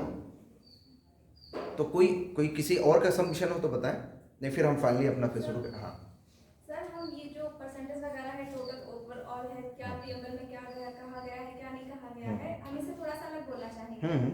जैसे कि सर नौकरी वगैरह है या फिर शिक्षा के क्षेत्र में अगर देखा जाए तो उनको अवसर की समानता तो जाहिर सी बात है उनको मिलनी चाहिए, उनको पीछे नहीं रखना चाहिए। लेकिन एक बार वो एलिजिबल हो जाते हैं, जो सर सिलेक्शन का प्रोसेस रहता है, जैसे कि हाँ जो रिजर्वेशन है उसमें अगर किसी के मार्क्स कम हैं, सर वो मतलब बात थोड़ी सी अलग है, ठीक है, कहिए। लेकिन जिनके मार्क्स कम हैं उनका सिलेक्शन हो जाता है, जिनके मार्क्स ज्यादा हैं वो बिल्कुल पीछे चले जाते हैं। तो ऐसा ही मतलब इसमें ये नहीं कि उनको नौकरी ये नहीं इसको मिलती या नहीं, कुछ और है। इसको एक्चुअली जो रिजर्वेशन है, रिजर्वेशन इज रिवर्स डिस्क्रिमिनेशन है। What is the reservation? Reservation को कहा गया है reservation is reverse discrimination. Sir ये बात उसके मतलब बिल्कुल विपरीत जाती है। मतलब यही हो गया ना। अगर आप एक कॉमन सेंस से सोचें तो ये निकल के आता है कि भाई जिसमें योग्यता है, जिसमें, तो उसको उससे वंचित क्यों किया जाए? यही तो बात है ना, ये इतनी बात ना। अगर किसी पे मेधा है, अगर किसी में मेधा है, अगर किसी में क्षमता है, तो उसको क्यों डिप्राइव किया जाए? भाई उसको तो इस सिस्टम से ये होगा कि उसको तो कट किया गया। भाई जैसे मान लीजिए आप 100 में आप 95 परसेंटाइल ला रहे हैं, बट आपका सिलेक्शन नहीं हुआ, वहीं 70 परसेंटाइल या 80 परसेंटाइल लाने वाले का सिलेक्शन हो जा रहा है ना। तो जो रिजर्वेशन इसलिए कहा कि रिवर्स डिस्क्रिमिनेशन, सर इसीलिए हमने जो आपके कहने मतलब उसको मैंने फ्रेज में कह दिया, यही बात है ना आपका जो कहना चाह रहे हैं। पहले कहा था कि मेरी जो मतलब मेरा जो पक्ष है वो हाँ। इस बात से थोड़ा सा अलग है कि क्या परसेंटेज है, हाँ, क्या ठीक है। क्राइटेरिया दिया जा रहा है, ठीक वो है। मेरी बात से थोड़ा सा अलग है, इसीलिए ठीक हमने थोड़ा सा बिल्कुल हाँ, नहीं लास्ट में ठीक बोला है, ठीक है, ठीक है। कि तो फिर ऐसा शायद वो उनको अवसर की समानता देना, वो बात तो बिल्कुल ठीक है, लेकिन इतना बड़ा भेदभाव होना कि हाँ जो ज्यादा काबिल है वो थोड़ा सा पीछे रह जाते। तो सर अगर जैसे कि मान लीजिए मेरे अंदर वो काबिलियत है, अगर हम आज पीछे रह जा रहे हैं, वो लोग आगे बढ़ रहे हैं, अगर ये चीज कंटिन्यूसली चलती रहती है तो वो आगे बढ़ जाएंगे, और जो काबिलियत है वो फिर पीछे रह जाएगी, तो उसको कैसे मेंटेन किया ठीक, जाएगा? Very good question. ठीक है, ठीक है। हाँ, आप भी कुछ कहना चाहिए? हाँ हाँ, ठीक है, श्योर। सर मेरा भी थोड़ा एस्पेक्ट थोड़ा सा अलग है। हाँ, बिल्कुल। अगर हम इकोनॉमिक की बात कर रहे हैं तो थोड़ा इकोनॉमिक्स की तरफ जाके हम ये देख रहे हैं, अगर कॉन्स्टिट्यूशन बना है तो वो कुछ सोच के तो बना है कि हम अपनी इंडिया को थोड़ा सा फ्रंट पे लेकर आने वाले हैं। बिल्कुल। तो अभी इस टाइम जो इकोनॉमिक में ट्रेड हो रही है, हम 5th पायदान पे चल रहे हैं चाइना, रशिया और इन सब से। तो अगर हम देखना चाहेंगे तो जो रिजर्वेशन है, मैं एक पॉजिटिव पॉइंट देना चाहती हूँ इसको, कि अगर जैसे जो पॉवर्टी है, अनएम्प्लॉयमेंट है, वो कहाँ से आ रहा है? हम लोग तो सब यहाँ बैठे हैं, हम लोग अच्छा खा रहे हैं, सब कुछ है माशाल्लाह सब, लेकिन जो पीछे वाले लोग हैं उनको भी तो देखना पड़ेगा ना, वो कितने पीछे बैकवर्ड चल रहे हैं। तो इकोनॉमी का मतलब ये है कि हम सीधे गैप वहाँ जंप मार रहे हैं, वहां से उठा के ला रहे हैं लोगों को कि हम थोड़ा सा आगे बढ़ सके। तो इसमें बहुत सारे फैक्टर है, एक तो अनएम्प्लॉयमेंट बहुत ज्यादा फैक्टर है, और पॉवर्टी, ये दो जो मेन फैक्टर है, ये भी हमारे जीडीपी को बहुत ज्यादा रिड्यूस करते हैं, और इस वजह से इकोनॉमिक की जो वेलफेयर है ना, इसको थोड़ा सा प्रमोट करने वाली बात हो गई। तो बस इतना ही। ठीक, बहुत बढ़िया। Thank you sir. और कोई बस ना आगे बढ़ते सर हैं। तो जो मेधा की बात हुई तो मैं बात का जवाब बस अंतिम आपका सबमिशन नहीं, होगा। मैं बोल नहीं मतलब अब इसके बाद हम टॉपिक पे आएंगे। हाँ, ठीक है। हाँ, कि अगर मेधा की बात हुई सर, तो कोई भी जॉब निकलती है उसकी वैकेंसी के अनुसार क्यों लिया जाता है? अगर मेधा की बात होती तो एक क्राइटेरिया निश्चित कर दिया जाए कि 70% वाले ही मेधा, 70% वाले लिए जाएंगे, 60% वाले लिए जाएंगे सर। वो ठीक है, वो कोई बहुत इशू नहीं है। ठीक, आगे बढ़े। देखिए जो चैलेंज हुआ, तो the challenge to the amendment in question, ठीक है, जिसको चैलेंज किया गया अमेंडमेंट को, वो 3 आधारों पर चैलेंज किया गया। पहला आधार ये था कि making of special provisions including reservation in education and employment on the basis of economic criteria is entirely impermissible and offend the basic structure of the constitution। जो पहला मतलब जो इसको चैलेंज किया गया इस आधार पर कि entirely impermissible, मतलब ये परमिसिबल नहीं है, इकोनॉमिक क्राइटेरिया को चैलेंज किया गया कि making of special provision including reservation in education and employment on the basis of criteria, economic criteria, is entirely impermissible। ठीक है, और ये क्या करता है कि offend the basic structure of the constitution, और ये बेसिक कॉन्स्टिट्यूशन के बेसिक स्ट्रक्चर को आघात पहुंचाता है। ठीक है, पहला मुद्दा था जो अटैक किया गया इस पर। फिर ये कहा गया कि एक्सक्लूजन पे, जो आप लोगों ने बताया कि exclusion of socially and educationally backward classes OBC, ST and SC from the benefit of these special provisions for EWS is implicably discriminatory and destroy the basic structure of the constitution. ठीक है, मतलब कहने का ये है कि ये discriminatory है। भाई अगर उनका ये तर्क था इस पे विरोध में ईडब्ल्यूएस के रिजर्वेशन के, कि भाई अगर आप इकोनॉमिक क्राइटेरिया ले रहे हैं तो भाई why excluded SC ST OBC, उसको क्यों नहीं शामिल कर रहा है? भाई अगर गरीबी है तो उनमें भी गरीबी है, ऐसा थोड़ी कि वो अमीर हैं। तो अगर गरीबी, अगर poverty is the whole sole criteria for the reservation for the affirmative action, then why not SC ST OBC? क्यों? यही ना दूसरा रीजन ये था, मतलब जिस आधार पर, मतलब मोटा मोटा बता रहे हैं, जिस आधार पर कोड पे चैलेंज किया गया, जो पिटिशनर थे जिन्होंने इसको चैलेंज किया 103 जो संविधान संशोधन को, उन्होंने पहला लॉजिक वो दिया कि economic criteria would not be sole criteria for the reservation, या can not be sole criteria for reservation. दूसरा कि exclusion of SC ST OBC from the benefit of EWS is discriminatory. समझेंगे ना? इंग्लिश समझ में आ रही है? कहीं कोई दिक्कत तो नहीं हो रही? ठीक है, ये हो गया। ठीक है, और ये बेसिक स्ट्रक्चर को डिस्ट्रॉय कर रहा है। ठीक है, तो तीसरा जो था, जो उनका चैलेंज था कि providing for the 10% additional reservation, है ना, directly breaches the 50% ceiling of reservation already settled by the decision of the court and hence result in unacceptable abrogation of the equality code which again destroy the basic structure of the constitution। मतलब तीनों आधार पर उन्होंने कहा कि this amendment is the violation of constitution basic structure। ठीक है, basic structure का concept समझ रहे हैं आप? क्योंकि थोड़ा सा पता है ना सब लोगों को? सब, मतलब कोई डाउट तो नहीं किसी को? Basic structure, what is the basic structure of constitution?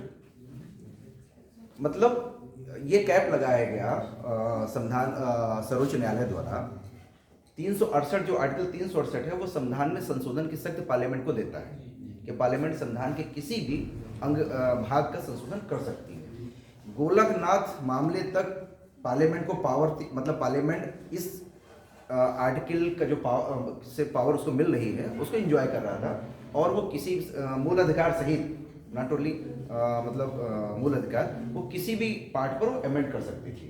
ठीक है, ये पावर उसको गोलकनाथ के समय तक मिला था, मतलब वो एंजॉय कर रही थी। गोलकनाथ का जब केस आया सुप्रीम कोर्ट, गोलकनाथ बनाम पंजाब राज्य का सुप्रीम कोर्ट के सामने आया, तो सुप्रीम कोर्ट ने वहां ये कहा कि मूल अधिकारों का वायलेशन का अमेंडमेंट नहीं किया जा सकता। भाई पहले देखिए बहुत सारे अमेंडमेंट हुए तो उसमें मूल अधिकार भी संशोधित हुए, तमाम प्रकार की चीज़ें संशोधित हुई, लेकिन जब गोलकनाथ का केस आया तो उस समय ये कहा गया, सुप्रीम कोर्ट ने कहा कि चूंकि मूल अधिकार अपने आप में मूल है, भाई ये फंडामेंटल राइट है, भाई ये नैसर्गिक है, नेचुरल है, इनको अमेंडमेंट करने का मतलब है कि इन राइट से व्यक्ति, मतलब इन अधिकारों से व्यक्तियों को वंचित कर देना। तो हाउ कैन पार्लियामेंट उसको छीन कैसे सकती है? नहीं छीन सकती ना, वो मूल इसीलिए रखा गया, नहीं तो सिर्फ अधिकार लिख के छोड़ दिया जाता। भाई राइट एंड फंडामेंटल राइट में अंतर है। फंडामेंटल राइट मीन्स मतलब फंडामेंटल, बेसिक, बिना इसके कोई मतलब नहीं रह जाएगा जीवन का। ठीक है, तो उन्होंने कहा कि इट मीन्स कि ये लिमिट तय करता है पार्लियामेंट की, इस पर संशोधन नहीं कर सकता। यहाँ उन्होंने रोक दिया। ठीक है, तो फिर अब जब रोक दिया तो फिर ये मामला गया केशवानंद भारती में। ठीक है, फिर इन्होंने जो है शायद 24th अमेंडमेंट किया, फिर उसके माध्यम से कहा कि नहीं, हम जो है संविधान के प्रत्येक किसी भाग पर हम संशोधन करने की शक्ति प्राप्त है। ठीक है, क्योंकि संविधान में ये कहीं नहीं लिखा कि कहाँ संशोधन, हाँ उसमें ये कहा गया है कि संविधान में कि कहाँ राज्य, अच्छा हाँ आर्टिकल 13 आता है यहाँ पर, बहुत इंपॉर्टेंट है। जो मूल अधिकार है उसमें आर्टिकल 13 पढ़ा है आपने कभी? नहीं पढ़ा, इंपॉर्टेंट है, नोटेड, प्लीज नोट। आर्टिकल 13(2) में कहा गया है कि राज्य कोई ऐसी विधि नहीं बनाएगा जो कि भाग 3 में दिए गए अधिकारों को न्यून करती हो। मतलब इस भाग में, भाग 3 का ही है, 13 से शुरू होता है ना, जो मूल अधिकार होता है आर्टिकल 13 से शुरू होता है। उसमें ये कहा गया कि राज्य कोई ऐसी विधि नहीं बनाएगा जो कि इस भाग में दिए गए अधिकारों को न्यून करती हो, ठीक है। और यदि राज्य और मतलब ये कहा गया कि राज्य कोई ऐसी विधि नहीं बनाएगा जो इन अधिकारों को या भाग 3 में दिए गए उपबंधों को न्यून करती हो, और न्यून करने की सीमा तक वो उपबंध वो कानून इलीगल होगा, न्यून होगा एक तरह से। मतलब जहां तक उसको रिड्यूस करती होगी वहां तक वो नल एंड वाइड हो जाएगा, मतलब उसका प्रभाव नहीं होगा एक तरह से, ठीक है। इसका मतलब क्या हुआ कि यह विधायिका से लोगों के फंडामेंटल राइट्स की सुरक्षा कर रहा है कि अगर फंडामेंटल राइट के उल्लंघन पर कोई विधि बनाई गई है तो शून्य हो जाएगी, ठीक है। सुप्रीम कोर्ट को यह पावर होगा कि उसको नल एंड वाइड घोषित कर दे, क्योंकि वो वायलेट किसको कर रही है, फंडामेंटल राइट। तो फंडामेंटल राइट को इसीलिए स्पेशल मानते हुए उसको सुरक्षा दी गई कि इस पे संशोधन नहीं कर सकती, ठीक है। लेकिन अब समस्या, चुनौती ये हो रही थी कि ये तो व्यक्ति के अधिकार हो गए, लेकिन हमें सामूहिक हित भी तो देखना था भाई। ये तो पर्सनल राइट्स हो गया भाई, जैसे इक्वलिटी बिफोर लॉ हो गई, स्वतंत्रता का अधिकार हो गई, ये हो गया। लेकिन स्टेट के सामने एक और चुनौती आ रही थी कि व्यक्तिगत अधिकार को महत्व दे या समूह के अधिकार को महत्व दे। किसको अधिकार को महत्व देना चाहिए बताइए? नहीं, हाँ बताइए भाई, व्यक्तिगत अधिकार को महत्व देना चाहिए या समूह के अधिकार, मतलब सामूहिक अधिकार को, मतलब सामूहिक मतलब जिसमें ज्यादा लोगों का हित हो। भाई यही तो हुआ ना कि व्यक्तिगत अधिकार तो मिल गए, वो हर व्यक्ति को, लेकिन समस्या ये आ रही थी कि सामूहिक हित में सरकार को कुछ ऐसे निर्णय लेने थे जो कि मूल अधिकारों का उल्लंघन भी हो रहा था। इसलिए हमारे यहाँ मूल अधिकार एब्सोल्यूट नहीं है कि नहीं? एब्सोल्यूट नहीं है। संविधान में ही लिख दिया गया है कि इन आधारों पर मूल अधिकारों से आपको वंचित किया जा सकता है। लिखा है कि नहीं लिखा है? मतलब आतंतिक नहीं है, एब्सोल्यूट नहीं है। कोई ये नहीं कह सकता कि हमें ये मूल अधिकार है तो हम इस मूल अधिकार से कोई वंचित ही नहीं कर सकता, क्योंकि लोक सुरक्षा, राज्य की सुरक्षा, लैंड ऑर्डर, इनके आधार पर संविधान में लिख दिया गया है कि इनके आधार पर राज्य मूल अधिकारों को छीन सकती है। मतलब कुल मिला के ये है कि इन आधारों पर मूल अधिकार का वायलेशन किया जा सकता है या वो हो सकता है, ठीक है। इसीलिए देखिए बाद में जब 42 अमेंडमेंट हुआ तो मौलिक अधिकार हो गया, मौलिक कर्तव्य भी जोड़े गए कि बिना कर्तव्य के अधिकारों का कोई मतलब नहीं है। क्योंकि जब आप सिर्फ अधिकार की बात करेंगे तो सिर्फ तो अधिकारी की बात होगी, कर्तव्य तो किसी के नहीं होंगे। तो लैंड मतलब जो सोशल आपका वो है स्ट्रक्चर है या सोशल वो चीज़ें हैं, वो कैसे होंगी फिर? भाई हर आदमी कहे कि नहीं मुझे तो राइट है, मुझे सिर्फ राइट है, मुझे सिर्फ राइट है, मुझे सिर्फ राइट है, ठीक है, तो कैसे हो सकता है?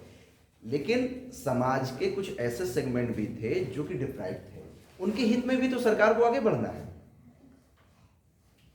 तो वहां पर यह हुआ कि नहीं, मूल अधिकारों में भी संशोधन किया जा सकता है। तो केशवानंद भारती का जब केस आया तब उन्होंने इस चीज़ को इसके वैलिडिटी को मानते हुए, जो 24th अमेंडमेंट हुआ था उसकी वैलिडिटी को मानते हुए और गोलकनाथ के निर्णय को पलटते हुए कि नहीं, सरकार अफर्मेटिव एक्शन ले सकती है।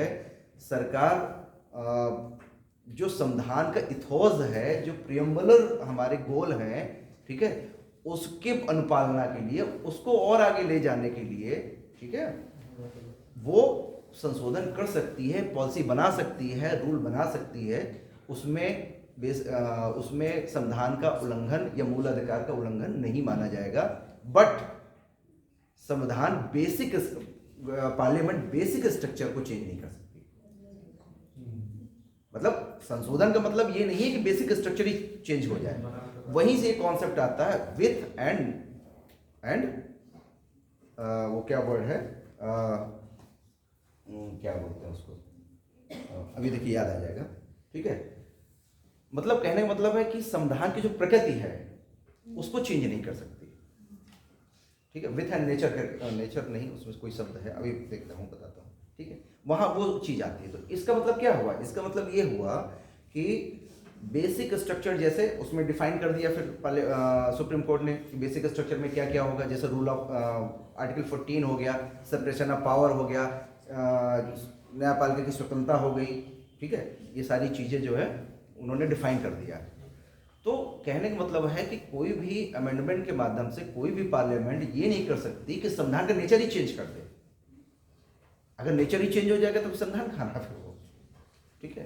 तो कहने का मतलब ये है कि हाँ, बात कहाँ हो रही थी, मैं थोड़ा सा मिस कर गया, कहाँ पे हम बात कर रहे थे, इथोज वाले में। तो मतलब गवर्नमेंट पार्लियामेंट को या राज्य को ये पावर है कि वो जो प्रियम्बुलर गोल है उनको आगे ले जाने के लिए, या जो हमारे डायरेक्टर प्रिंसिपल में जो गोल दिए गए हैं उनको आगे ले जाने के लिए अगर कहीं पर मूल अधिकार को भी संशोधन करने की आवश्यकता पड़ती है तो ब्रॉड व्यू पे उसको कर सकती है, ठीक है, ये हो गया। तो जो ये बार बार जो बेसिक स्ट्रक्चर वाला आ रहा है वही, लेकिन बेसिक स्ट्रक्चर को चेंज नहीं कर सकती। यही जो अपोजिशन जो अपोज कर मतलब जब चैलेंज किया गया इस अमेंडमेंट को, तो यही बात रखी गई कि ये बेसिक स्ट्रक्चर को डिस्ट्रॉय कर रहा है, ठीक है भाई। उन्होंने उनका ये तर्क था उसमें, अच्छा 3 ये हो गए, ठीक है।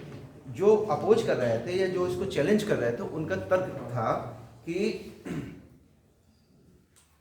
जो हमारे यहाँ जो वो है डिस्क्रिमिनेशन है, जो भेदभाव था, जो डिस्क्रिमिनेशन था, वो बहुत हिस्टोरिकल है, स्ट्रक्चरल है ना, मतलब युगों युगों से चला आ रहा है। और उस स्ट्रक्चरल जो डिप्राइव लोग हैं, स्ट्रक्चरल जो पॉवर्टी है, जो स्ट्रक्चरल डिस्क्रिमिनेशन है, उसको दूर करने के लिए शैक्षणिक और सामाजिक उन्नति की आवश्यकता है। और शैक्षणिक सामाजिक उन्नति के लिए रिजर्वेशन के माध्यम से इसको अपलिफ्ट किया गया, मतलब उनको उन्नत बनाया गया, क्योंकि उनको मेन स्ट्रीम में लाना था, उनको रिप्रेजेंटेशन देना था पार्लियामेंट में, या जो भी जितने भी प्रतिनिधित्व के जो साधन हैं उनके माध्यम से उनको प्रतिनिधित्व देना था और उनको आगे मेन स्ट्रीम में लाना था। तो ये अफर्मेटिव एक्शन था। लेकिन इन्होंने ये कहा कि वहाँ तो कोई इकोनॉमिक क्राइटेरिया की तो बात ही नहीं की गई। तो पहला तो उन्होंने ये कहा कि poverty should not be single criteria for the reservation, ये नहीं होना चाहिए, सिंगल क्राइटेरिया नहीं हो सकती है, ठीक है। इसके लिए और भी होना चाहिए। डिस्क्रिमिनेशन की तो बात ही नहीं है यहाँ पर, जो हिस्टोरिकली डिस्क्रिमिनेशन चला आ रहा था उसकी तो बात ही नहीं है यहाँ पर। तो ये अफर्मेटिव एक्शन का तो हो ही नहीं सकता फिर। तो उन्होंने ये और बोला कि रिजर्वेशन का जो कॉन्सेप्ट आया, जो डिबेट्स हुई कॉन्स्टिट्यूशनल असेंबली में, उसमें हिस्टोरिकली डिस्क्रिमिनेशन की बात थी और उसी से वंचित तबकों को मेन स्ट्रीम में लाने के लिए रिजर्वेशन का कॉन्सेप्ट आया वहाँ पर, ठीक है। लेकिन अब समस्या ये हो रही कि इसमें क्योंकि ये उन लोगों को मिलने वाला है जो कि हो सकता है कि एजुकेशनली और सोशली भाई अब बैकवर्ड नहीं हो, ठीक है, उनको भी तो रिजर्वेशन देना। तो बोले कि यहाँ तो डिस्क्रिमिनेशन तो है ही नहीं है, डिस्क्रिमिनेशन की बात ही नहीं है। तो ये बेसिक स्ट्रक्चर, तो जो रिजर्वेशन का कॉन्सेप्ट है वो उसको वायलेट करता है, अफर्मेटिव एक्शन को वायलेट करता है। तो दैट इज मतलब ये बेसिक स्ट्रक्चर को डिस्ट्रॉय करता है।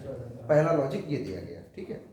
दूसरा वही एक्सक्लूजन ऑफ वाला था कि भाई जब आप इकोनॉमिक क्राइटेरिया ले रहे हैं तो इकोनॉमिक क्राइटेरिया तो why not SC ST OBC, भाई उसको भी लीजिए। तो उसको नहीं लिया तो वो भी बेसिक स्ट्रक्चर एक तरह से आप वो कर रहे हैं, वायलेट कर रहे हैं, ठीक है। फिर आया कि फिर वो वाला था 10% वाला। अब 10% में उन्होंने कहा कि भाई इंदिरा साहिनी केस में सुप्रीम कोर्ट ने ये मतलब ये निर्धारित कर दिया है कि 50% से ज़्यादा रिजर्वेशन नहीं हो सकता।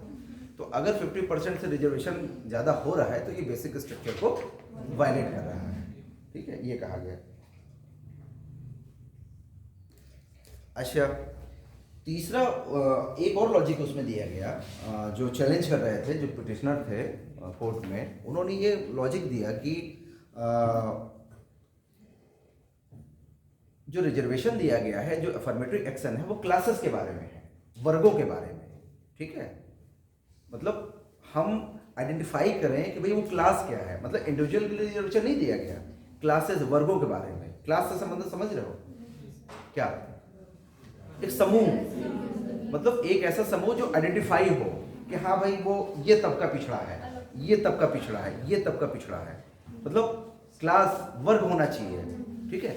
मतलब एक ही सोशियो इकोनॉमिक कंडीशन हो उनकी, भाई वही तो क्लास बनेगा भाई, जिसकी एक ही, क्योंकि ये देखा गया कि समाज के कुछ वर्ग ऐसे हैं जिनकी हिस्टोरिकली एक ही इकोनॉमिक और सोशल कंडीशन है और एजुकेशनल कंडीशन है। तो सामाजिक रूप से वो, मतलब सामाजिक रूप से पिछड़ापन उनका स्ट्रक्चरल है, कोई ऐसा नहीं है कि उनका कोई और दूसरा काम हो। स्ट्रक्चरल का मतलब ये व्यवस्थाजन्य है, हमारी सोसाइटीगत है, ठीक है। वो उसको जो है उसको एड्रेस करना था। तो यहाँ ये चैलेंज कर रहे हैं कि इकोनॉमिकली पॉवर्टी कोई क्लास ही नहीं है, उनका पॉवर्टी कोई क्लास नहीं, कैसे आइडेंटिफाई करेंगे भाई? ये कोई क्लास नहीं है भाई। आर्थिक और सामाजिक रूप से पिछड़े को तो क्लास आइडेंटिफाई किया जा सकता है, लेकिन पॉवर्टी, गरीबी को कैसे मतलब किया जा सकता है, ठीक है। फिर उन्होंने एक और लॉजिक दिया कि भाई ये तो वही चीज हो गई ना कि अगर कोई व्यक्ति जो है मिसमैनेज, भाई मतलब आर्थिक रूप से उसका मिसमैनेजमेंट हो, गरीब हो जाए तो उसके लिए भी नहीं भाई। एक यू ही तो लॉजिक है भाई, ठीक है।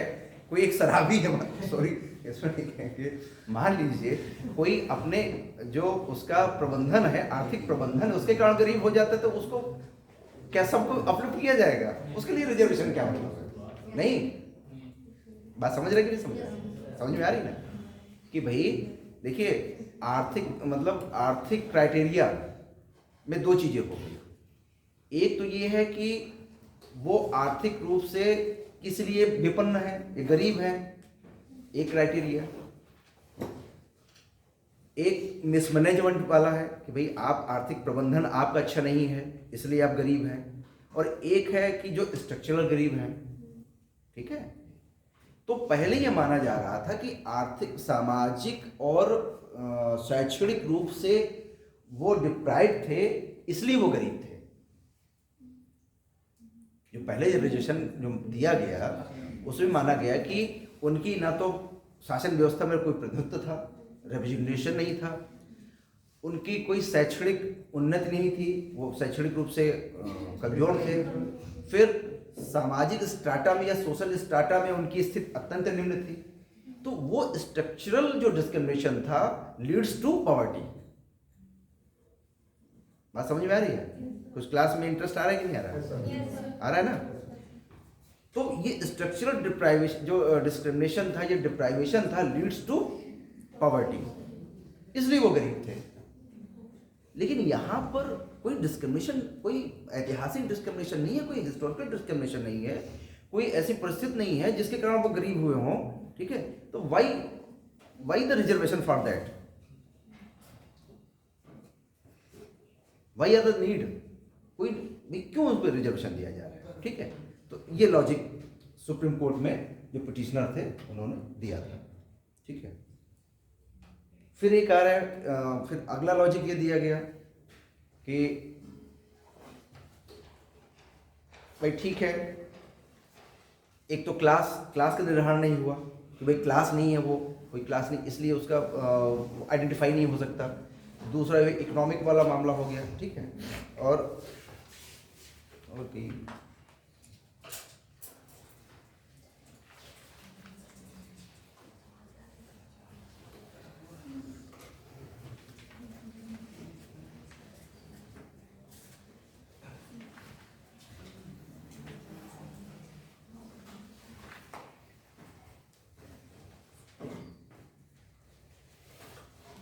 ठीक है, ये मोटे मोटे थे।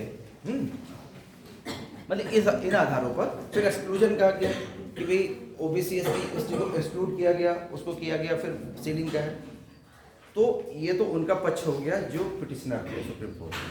अब हम आते हैं उनके पक्ष की ओर जो इसके फेवर में थे, मतलब गवर्नमेंट का, मतलब जो पार्लियामेंट का, जो गवर्नमेंट का है उसका पक्ष।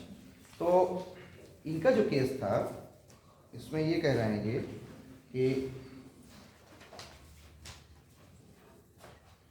ये कह रहे हैं कि अमेंडमेंट इन क्वेश्चन, ठीक है, empowering the state to make special provision for the economically weaker section of citizen is squarely within the four corner of the constitution. उन्होंने कहा कि ये जो इकोनॉमिक वीकर सेक्शन के लिए जो अमेंडमेंट लाया गया है ये संविधान के अंतर्गत ही है, संविधान के तहत ही है, ये संविधान के प्रीवियस मतलब संविधान के चारों कोनों से बाहर नहीं है, ठीक है। Rather, making of such provisions is necessary to achieve the primal goal of justice, social, economic and political in real sense of the term. ठीक है, मतलब बल्कि ये कह रहे हैं कि बल्कि इसको बना के हम रियल सेंस में जो है हम जो जस्टिस की बात हो रही है, social economic and political social economic justice की बात हो रही है, उसको हम और बढ़ा रहे हैं। भाई अभी तक तो ये था कि भाई ये तो उसको ही बेसिक स्ट्रक्चर को तो डिस्ट्रॉय कर रहा है।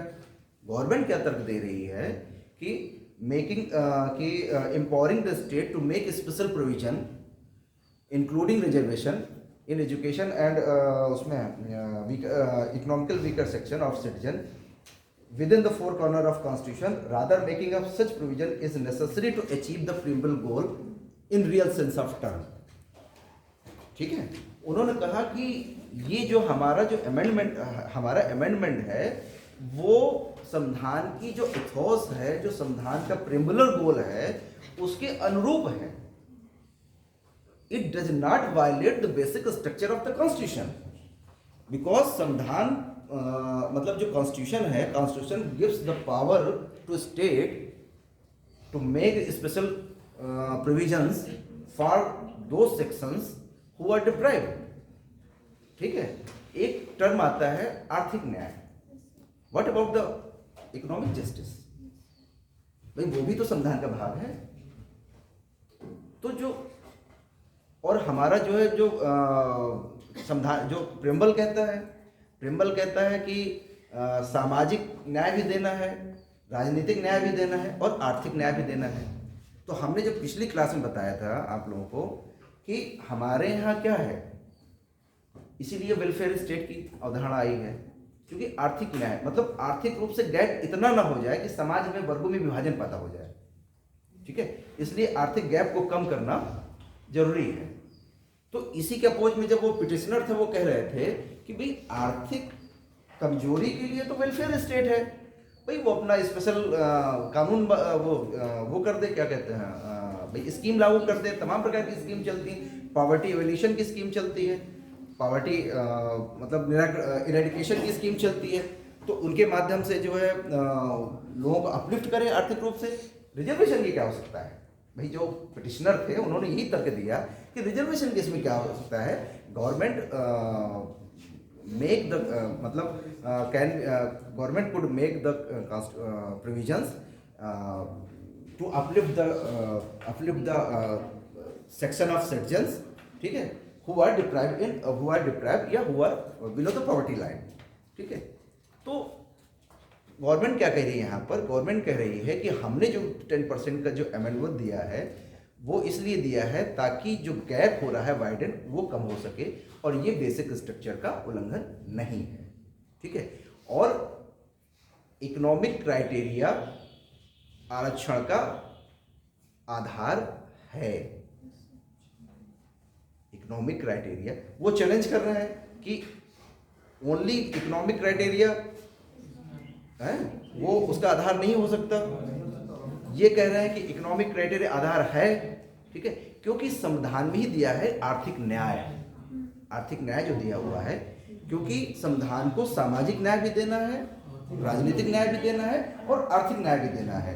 और आर्टिकल आपका 46 ये शायद 46 ही है, ये 38 है कि सामाजिक आर्थिक शैक्षणिक दर से पिछड़े हुए लोगों को उन्नत करने के लिए राज्य कानून बनाएगा, राज्य कार्यवाही करेगा। ठीक है, तो वो कह रहे हैं कि ये हमारा अमेंडमेंट है वो बेसिक स्ट्रक्चर को वायलेट नहीं करता है, ये तो और प्रिम्बुलर गोल को अचीव कर रहा है, ये आगे ले जा रहा है उसको। ठीक है, उन्होंने ये लॉजिक दिया। दूसरा ये कहा कि no discrimination in relation to the classes that are excluded from EWS for the simple reason that the existing special provision of affirmative action is there relation continue to remain in operation. मतलब उन्होंने कहा कि ये discrimination की बात नहीं है, वो कह रहे हैं कि डिस्क्रिमिनेटरी था, यही तो वो कह रहे थे कि भाई एक्सक्लूजन जो हो रहा है SC ST OBC का ये डिस्क्रिमिनेटरी है, क्योंकि आर्टिकल 14 का वो उल्लंघन कर रहा है, वो 15 का जो भी है उसमें बोले ये उल्लंघन नहीं कर रहा है, ये डिस्क्रिमिनेटरी नहीं है, क्योंकि उनके संदर्भ में, उनके पिछड़ेपन के संदर्भ में जो भी कानून थे वो यथावत लागू हैं और उनको उसका लाभ मिल रहा है। तो ये नहीं कहा जा सकता कि उनको इससे डिस्क्रिमिनेट किया गया, क्योंकि उनको 50% का रिजर्वेशन ऑलरेडी गवर्नमेंट उसको डिनाई नहीं कर रही, छीन नहीं रही कहीं से। भाई जो उनको मिल रहा था वो उनको दे रहे हम ठीक है। बट हम जो है, हम संविधान के जो प्रीम्बुलर गोल है, जो प्रीम्बुलर जो इथॉस है, जो कॉन्स्टिट्यूशनल इथॉस है, उसको और हम फॉरवर्ड ले जाके जा रहे हैं कि हम आर्थिक न्याय भी दे रहे हैं। हम उस सेक्शन को आर्थिक न्याय मतलब देने की कोशिश कर रहे हैं जो कि संसाधन विहीन है, ठीक है, ये वो कह रहे हैं। फिर सीलिंग में आई कि 50% सीलिंग, तो उन्होंने कहा कि 50% सीलिंग इज द रूल। जो breach of 50% ceiling of reservation, the constitution is the contention is that the said ceiling is not inflexible and inviolable, ठीक है। मतलब वो कह रहे हैं कि वो ऐसी चीज नहीं है कि उसका संशोधन नहीं किया जा सकता है। भाई संविधान का कोई भी प्रोविजन ऐसा नहीं है जो ये कहे कि 50% सीलिंग को अमेंड नहीं किया जा सकता, क्योंकि in special circumstances state could amend these provisions. मतलब ये कोई संवैधानिक प्रोविजन नहीं है कि 50% वाला। सरकार अगर ये समझती है कि ऐसी परिस्थितियां हैं, ऐसी सिचुएशन है जिनके कारण हमें रिजर्वेशन की और किसी सेगमेंट को रिजर्वेशन की आवश्यकता है, तो वो उसको प्रोवाइड कर सकती है और ये सीलिंग उसमें बाधा नहीं आएगी। इस सीलिंग को तोड़ा जा सकता है और ये इनफ्लेक्सिबल, मतलब ऐसा नहीं कि ये नॉन फ्लेक्सिबल हो, इसको चेंज किया जा सकता है। तो इसको चेंज करना ये नहीं कहा जा सकता कि संविधान के बेसिक स्ट्रक्चर को उल्लंघन हो रहा है, क्योंकि सरकार जो भी एक्शन आगे लेने जा रही है वो प्रीम्बुलर गोल को आगे बढ़ाने के लिए लेने जा रही है। वो सोसाइटी को कॉन्स्टिट्यूशन की इथोस को और आगे बढ़ाने के लिए ले जा रही है, ठीक है, उसको फुलफिल करने के लिए ले जा रही है और समाज में जो गैप है उसको कम करने के लिए करने जा रही है, ठीक है। तो इस आधार पर जो उन्होंने कहा कि ये जो है मतलब हमारा जो संविधान संशोधन है वो मतलब वो नहीं है। और फिर आगे कहा कि किसी भी संविधान संशोधन को तब चेक किया जा सकता है, मतलब स्ट्रिक डाउन किया जा सकता है, जबकि वो विथ एंड नेचर, वो क्या था वो सब टर्म नहीं याद आ रहा, मतलब कि संविधान की प्रकृति को जो है चेंज कर रहा हो। तो यहाँ कोई प्रकृति तो चेंज नहीं हो रही, यहाँ तो संविधान के प्रोविजन को और आगे बढ़ाया जा रहा है और उसके इथोस को आगे बढ़ाया जा रहा है और उसके मतलब जो वो दिया गया है हमारे प्रीएम्बल में जो दिया गया सामाजिक आर्थिक राजनीतिक या उसको आगे बढ़ा रहा है। तो यहाँ पर हमारा बेसिक स्ट्रक्चर वायलेट नहीं हो रहा है। इस तरह से एक पक्ष था, एक विपक्ष था, ठीक है। अब कोर्ट क्या ऑब्जर्व कर रहा है, ठीक है।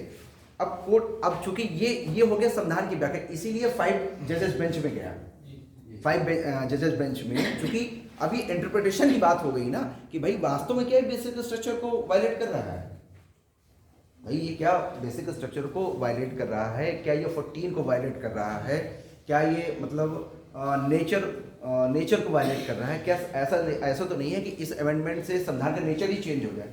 अगर संविधान का नेचर ही चेंज हो जाए तो फिर संविधान का मतलब क्या नहीं, तब तो फिर कोई भी आगे अमेंडमेंट कर दे, उसका नेचर चेंज कर दे।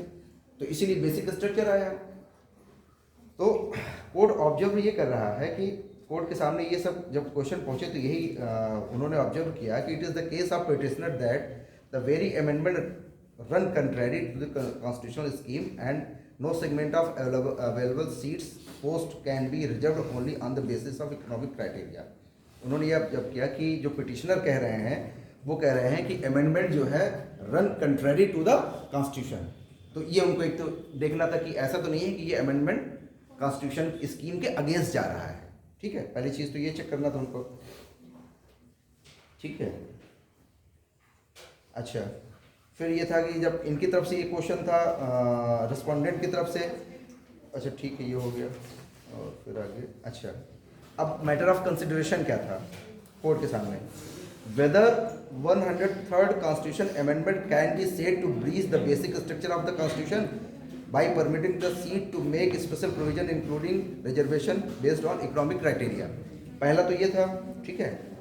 फिर कोर्ट को ये विचार करना था कि whether the 103rd constitution amendment can be said to breach the basic structure of the constitution by permitting the state to make special provision in relation to admission to private unaided institution, ठीक है।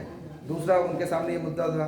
तीसरा मुद्दा था कि whether the 103rd constitution amendment can be said to breach the basic structure of the constitution in exclusion of OBC SC ST।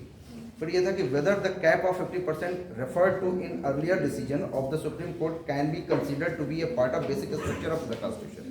मतलब 4 बिंदु थे supreme court के सामने, इन 4 बिंदुओं पर उसको निर्णय लेना था, ठीक है। तो अब ये बताइए कि सुप्रीम कोर्ट ने क्यों EWS के पक्ष में निर्णय दिया? अब देखिए दोनों पक्ष आ गए यहाँ पर। अभी तक के डिस्कशन में आपके सामने दोनों पक्ष आ गए, दोनों के सबमिशन आ गए। एक सबमिशन जो चैलेंज कर रहा था अमेंडमेंट को, उनका सबमिशन हो गया। दूसरा पक्ष जो था, जो फेवर में था अमेंडमेंट के, उनका सबमिशन हो गया। कोर्ट के सामने क्या क्वेश्चन थे वो भी आ गए। 4 क्वेश्चन थे कि क्या ये संविधान के मतलब कि इकोनॉमिक क्राइटेरिया क्या जो लिया गया है वो संविधान का बेसिक स्ट्रक्चर उल्लंघन है? क्या OBC का SC ST का इस बेनिफिट से एक्सक्लूजन संविधान का उल्लंघन है? क्या जो अनएडेड एडेड कॉलेजों में जो 25% का मतलब जो रिजर्वेशन इसमें रखा गया है एजुकेशन में, वो क्या संविधान के बेसिक स्ट्रक्चर का उल्लंघन है? और क्या 50% जो है का जो कैप है वो बेसिक स्ट्रक्चर का उल्लंघन है? यही 4 क्वेश्चन उनके सामने थे। इन्हीं पे सुप्रीम कोर्ट को डिसीजन देना था, ठीक है। तो जो समर्थक थे मतलब समर्थक तो गवर्नमेंट हो गई है ना, चूँकि गवर्नमेंट वहाँ वो कर रही है। गवर्नमेंट ने कहा कि इकोनॉमिक क्राइटेरिया रिजर्वेशन का कारण मतलब आधार है, क्योंकि इसको कोर्ट ने ही स्वीकार कर लिया है कि जो अब राइट टू एजुकेशन का जो कॉन्सेप्ट आया है ना, राइट टू एजुकेशन मूल अधिकार है नहीं है भाई, आर्टिकल 21 में ही आया है ना। आर्टिकल 21 में राइट टू एजुकेशन रखा गया है, क्योंकि ये व्यक्ति की मौलिक जरूरत है कि उसको शिक्षा मिले। ये किसी भी सभ्य समाज के लिए अनिवार्य तत्व है कि वह प्रत्येक अपने नागरिक को शिक्षा प्रदान करे, ठीक है कि नहीं है? ये किसी भी सभ्य समाज के लिए या किसी भी कॉन्स्टिट्यूशन के लिए ये इम्पोर्टेंट थिंग है कि वो अपने नागरिकों को अनिवार्य एजुकेशन दे। मतलब ऐसा ना हो कि किसी भी कारण से व्यक्ति शिक्षा से वंचित हो जाए, तो राइट टू एजुकेशन आया। फिर अब आप देखिए संविधान क्या है। संविधान सिर्फ दस्तावेज नहीं है, देखिए संविधान एक लिविंग डॉक्यूमेंट है, समझ रहे हैं? संविधान लिविंग डॉक्यूमेंट है। मतलब कैसे कैसी व्याख्याएं हो रही हैं, मतलब उसमें जो शब्द दिए गए, इसलिए हमने जब प्रेम्बल पढ़ा रहे थे हमने कहा ये शब्द नहीं है सिर्फ, ये शब्द नहीं है सिर्फ, बहुत बड़ी चीज है ये, मतलब बहुत इनमें पूरा निचोड़ रखा हुआ है, ठीक है। तो मतलब जब समाज हमारा परिवर्तित हो रहा हो, समाज में चेंजेज आ रहे होते हैं, ठीक है, तो संविधान को उसी अनुरूप चेंज अपने आप में लाना पड़ता है, ठीक है। तो उसमें जो प्रेम्बल में या जो भी उसका इथोस है, जो भी उसका कॉन्सेप्ट है, जो भी अंडरस्टैंडिंग है, उसको लेकर संविधान में संशोधन होते हैं, ठीक है। लेकिन वो इथोस या उसका प्रेम्बुलर गोल वही रहेगा, जिस चीज़ को लेकर चल रहे हैं वही रहेगा। इसीलिए उसमें समय समय पर संशोधन किया जाता है। अगर संशोधन न किया जाए तो रिजिडनेस हो जाएगी, रिजिडनेस आ जाएगी, संविधान खराब मतलब डिस्ट्रॉय हो जाएगा, फिर वो तो कोई मतलब नहीं रहेगा। तो उन्होंने कहा कि जब जीवन का अधिकार है किसी व्यक्ति को, तो जीवन के अधिकार में तो शिक्षा का भी अधिकार शामिल है, क्योंकि बेसिक है भाई। किसी व्यक्ति को भाई, वो तो फिर मनुष्य कहाँ रहेगा? अगर उसको एजुकेशन ही नहीं मिलेगी तो मनुष्य कहाँ रहेगा? वो नहीं रहेगा भाई। शिक्षा विहीन तो पशु हो जाएगा ना। तो कोई भी संवैधानिक व्यवस्था के अपने नागरिकों को पशुता की जड़ता की ओर ले जाएगी, कभी नहीं ले जा सकती। इसलिए उन्होंने कहा कि जब सुप्रीम कोर्ट निर्वचन करता है, जब व्याख्या करता है कॉन्स्टिट्यूशन की, तो वो ब्रॉड व्यू पे लेके चलता है, ठीक है। तो उन्होंने कहा कि लाइफ टू मतलब जीवन का अधिकार में राइट टू एजुकेशन भी है, और राइट टू एजुकेशन व्यक्ति का मौलिक अधिकार है। अगर कोई व्यक्ति किसी कारणवश एजुकेशन से वंचित होता है तो ये स्टेट का कर्तव्य है कि वो एजुकेशन प्रदान करे, और इसी वजह से जो 25% जो है गरीब बालकों को या बच्चों को शैक्षणिक संस्थानों में जो आरक्षण दिया गया है वो इसी बेस पे। उसके पीछे क्राइटेरिया क्या है? उसमें भी आर्थिक कारण है, क्योंकि बहुत सारे बच्चे आर्थिक कारणों से उन इंस्टीट्यूट पे नहीं जा पाते, अच्छे इंस्टीट्यूट पे नहीं पढ़ सकते, या अच्छे इंस्टीट्यूट क्या स्कूल जा ही नहीं पाते, तो उनको जो है आरक्षण जरूरी है। क्यों जरूरी है? क्योंकि फिर तो वाइडन हो जाएगी सोसाइटी। एक है कि एक के पास तो संसाधन है, वो तो चले जाएंगे, वो अच्छे इंस्टीट्यूट में पढ़ लेंगे, उनको एजुकेशन मिल जाएगी, और एक वो है जो आर्थिक कारणों से नहीं जा पा रहे हैं। भाई गांव में भाई उनकी भी स्ट्रक्चरल पॉवर्टी है। भाई गांव के लोगों की क्या है? भाई जो गरीब तबका है उसकी भी स्ट्रक्चरल पॉवर्टी है एक तरह से, क्योंकि वो गरीब इसलिए गरीब है। रेगनर नक्स का एक कहावत सुनी कभी? मतलब उसके स्टेटमेंट है रेगनर नक्स का।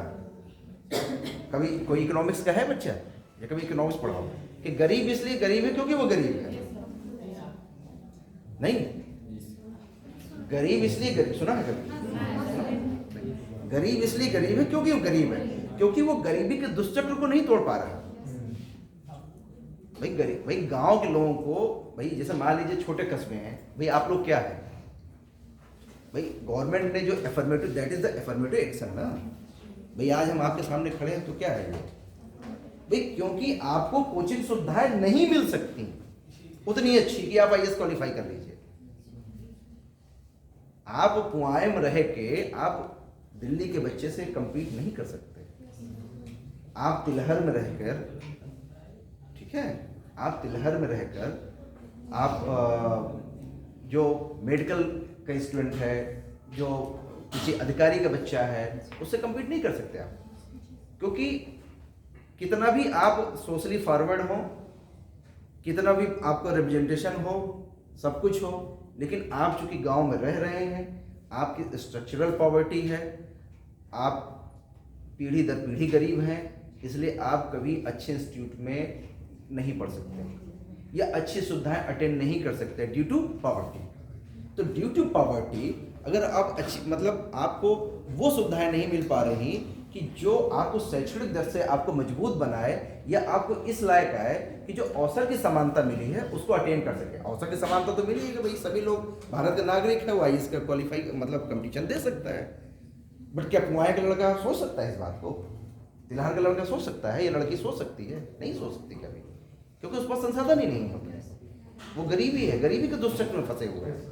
तो जब गरीबी के दुष्चक्र में फंसे हैं तो फिर तो एक गैप वाइडन हो गया ना कि भाई चलिए जो SC ST OBC हैं उनको तो आरक्षण मिल गया, वो चले गए वहाँ पर, और एक वर्ग, एक ऐसा क्लास है जो गरीबी के दुष्चक्र में है, वो चूंकि कस्बों में इतनी संपन्नता नहीं है, इतने आर्थिक संसाधन नहीं है कि भाई वो अपनी गरीबी को दूर कर सकें, तो उनके बच्चे कभी नहीं आगे पढ़ पाएंगे।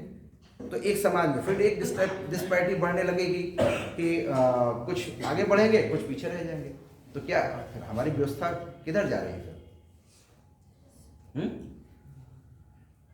है ना? तो उन्होंने कहा कि इस चीज को सुप्रीम कोर्ट ने अपने निर्णय में एस्टेब्लिश कर दिया है कि आर्थिक आधार पर आरक्षण दिया जा सकता है। ठीक है, पहला। वो दूसरा, फिर उन्होंने कहा कि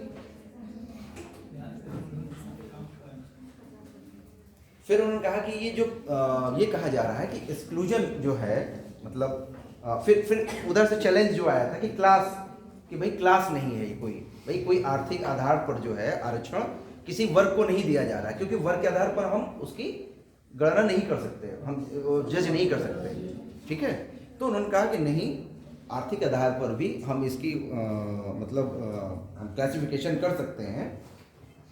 मार्क्स ने भी क्लास माना था कि गरीबों का एक वर्ग होता है, एक गरीब होता है। ठीक है, तो इसको ये नहीं कहा जा सकता, क्योंकि जो पिटिशनर थे उन्होंने इसी आधार पर चैलेंज किया था कि जो शैक्षणिक और सामाजिक रूप से पिछड़े हैं वो तो एक क्लास हैं, क्योंकि जो अफर्मेटिव एक्शन की बात हो रही है वो वर्गों के लिए हो रही है, किसी व्यक्ति के लिए नहीं हो रही है। जो अफर्मेटिव एक्शन है, अफर्मेटिव एक्शन में कई तरह की चीज़ें हो सकती हैं इंक्लूडिंग रिजर्वेशन, तो वो क्लास के लिए, समूह के लिए है, एक आइडेंटिफाइड समूह होना चाहिए, ठीक है। तो उन्होंने कहा कि जो गवर्नमेंट की तरफ से ये लॉजिक रखा गया, ये जो सबमिशन रखा गया कि आर्थिक आधार पर पिछड़े वर्गों का एक क्लास है, मार्क्स भी इसको क्लास मानता है, मार्क्स भी पिछड़ापन को क्लास मानता है, गरीबी को क्लास मानता है, और इनको आइडेंटिफाई किया जा सकता है और ये क्लास है। इसलिए ये कहना कि ये कोई वर्ग नहीं है और ये सिर्फ अपर कास्ट को रिजर्वेशन देना है, तो वो ये बेसिक स्ट्रक्चर का उल्लंघन नहीं है, ठीक है। इस आधार पर उन्होंने एक सबमिशन और रखा अपना, गवर्नमेंट की तरफ से आया। फिर अब मान लीजिए ये तो मोटे मोटे सबमिशन थे और अच्छा ये हो गया, अब रुकिए, ठीक है।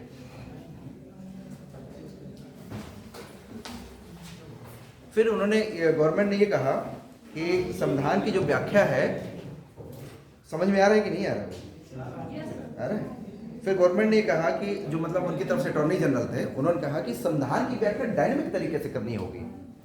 हमें स्टैटिक तरीके से हम संविधान की व्याख्या नहीं कर सकते, हमें डायनेमिक तरीके से व्याख्या करनी होगी ताकि इसके जो प्रेम्बुलर विजन है उसको और मजबूत किया जा सके, है ना। तो उसमें सामाजिक, आर्थिक, राजनीतिक हमको तीनों लेने पड़ेंगे। मतलब हम ये नहीं कह सकते कि सामाजिक और राजनीतिक करें और आर्थिक ना करें, क्योंकि आपका जो आर्टिकल 38 और 46 है और जो प्रस्तावना है वो राज्य को यह कर्तव्य देती है कि सामाजिक, आर्थिक और राजनीतिक असमानता को कम कर जस्टिस को प्रमोट करें। तो हमें जब जस्टिस को प्रमोट करना है तो हमें ये बात भी देखनी होगी कि आर्थिक आधार पर ऐसा गैप न बन जाए कि समाज एक तरह से विभाजित हो जाए, ठीक है। ये उन्होंने रखा। फिर उन्होंने कहा कि poverty is the only basis of affirmative action. अच्छा ये हो गया। फिर ये कह रहे हैं कि नए वर्ग का जो निर्माण, अब ये न्यू क्लास एक तरह से आ गया, इकोनॉमिक वीकर सेक्शन एक न्यू क्लास हो गया है ना। जैसे अभी तक ओबीसी था, एससी था, एसटी था, तो वो एक क्लास था, ठीक है। एक वर्गीकरण हुआ, पिछड़ेपन का वर्गीकरण हुआ कि भाई पिछड़ेपन में ये लोग हैं। इसी तरह आर्थिक पिछड़ेपन में का भी एक क्लास आ गया, पिछड़ेपन का एक क्लास आ गया। और ये जो नया वर्ग आया है ये आर्थिक न्याय के दृष्टिकोण को मजबूत करता है और बेसिक स्ट्रक्चर को मजबूत करेगा, इसको जो है ये है, ठीक है। फिर ये कह रहे हैं कि ये जो अभी तक रिजर्वेशन से जो आच्छादित वर्ग था, मतलब एससी, एसटी, ओबीसी, इनको बाहर रखने से बेसिक स्ट्रक्चर का उल्लंघन नहीं हुआ, क्योंकि इनके बारे में जो भी अफर्मेटिव एक्शन लिया गया इंक्लूडिंग रिजर्वेशन वो अभी भी लागू है। उसमें सरकार ने किसी तरह की छेड़छाड़ नहीं की है, उनको अभी भी वही लाभ मिल रहा है जो पहले मिलता आ रहा है। इसमें सरकार की तरफ से, सरकार ने एडिशन ही किया है, सरकार ने इंक्लूसिव किया है। मतलब भाई ये तो पिछड़ापन था ही था, तो और एक और क्लास ले लिया उन्होंने कि जो आर्थिक आधार पर पिछड़े हैं उनको भी इसमें समाहित कर लिया। तो एक तरह से और इंक्लूसिव कर रहे हैं, मतलब घेरे को और बड़ा कर रहे हैं। मतलब प्रोटेक्शन जो घेरा है एक तरह से, उसको ये नहीं कहा जा सकता कि संविधान का उल्लंघन है, ये प्रोटेक्शन घेरा को और बड़ा कर दिया उन्होंने। मतलब और भी एक क्लास आ गया, एक तबका आ गया जो आर्थिक रूप से कमजोर था, वो भी इसमें समाहित हो गया। तो ये कहना कि it violets the basic structure, ये बेसिक स्ट्रक्चर का उल्लंघन नहीं है, ठीक है। फिर उन्होंने कहा कि 50% का कोटा जो है वो असाधारण परिस्थितियों में ब्रीच किया जा सकता है और ये बेसिक स्ट्रक्चर का उल्लंघन नहीं है, ठीक है। अच्छा, अब आइए इन्होंने क्या कहा। हाँ ठीक है। अब कोर्ट ने क्या कहा, कोर्ट का ऑब्जर्वेशन क्या था इस पर। मतलब ये तो वो हो गया, अब कोर्ट का ऑब्जर्वेशन जहां पर फाइनली निर्णय आ रहा है कोर्ट का।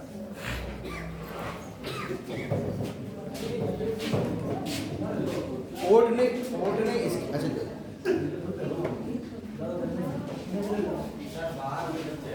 हाँ कोई बात नहीं, बस 10 मिनट का और है तो फाइनल हो गया, 10 मिनट का और है। अब इस पे कोर्ट ने क्या कहा, कोर्ट ने इसकी व्याख्या की। कोर्ट ने ये कहा कि हमें संविधान को जो है होलिस्टिक रूप में पढ़ना पड़ेगा।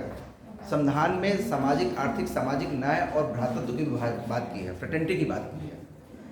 एक ऐसा समाज जिसमें कि ये गैप होगा, ठीक है, वो उसमें फ्रेटर्निटी स्थापित नहीं हो सकती, क्योंकि जो डिग्निटी है, अगर किसी वीकर सेक्शन को अगर अपलिफ्ट नहीं किया जाएगा तो संविधान जो प्रत्येक नागरिक के लिए जो डिग्निटी की बात करता है वो अटेंड नहीं हो पाएगा, ठीक है। तो इम्पोर्टेंट क्या है कि हम सामाजिक स्ट्रक्चर को ऐसा नहीं कर सकते जिसमें कि गैप हो, किसी प्रकार का गैप हो। हमें इस गैप को मिनिमाइज करने की जरूरत है। मिटिगेट करने को सकता है, मिनिमाइज करने को सकता है, उसको पूरा करने को सकता है। तो हमें भ्रातृत्व के कॉन्सेप्ट को भी देखना पड़ेगा कि अगर सोसाइटी में कुछ ऐसा गैप बन रहा है तो गैप को दूर करना है, क्योंकि उसी से भ्रातृत्व की भावना आएगी। नहीं तो उन लोगों के लिए जो स्ट्रक्चरल पॉवर्टी से ग्रसित हैं उनके लिए संविधान कितना भी अवसर दे दे उसका कोई मतलब नहीं है, क्योंकि उनको भी गर्भायुक्त जीवन जीने का अधिकार है। उनको भी अधिकार है कि वो गर्भायुक्त जीवन जिए।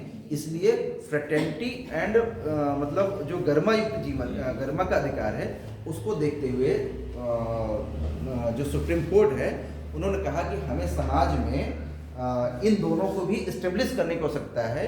और जो एफर्मेटिव एक्शन है जो है सिर्फ इस आधार पर नहीं होगा शैक्षणिक आर्थिक पिछड़ेपन, उसमें व्यक्ति की गरिमा और बंधुता दो इनको भी लाने की आवश्यकता है, क्योंकि तभी हम एक ब्रॉड कॉन्सेप्ट लेके चल पाएंगे।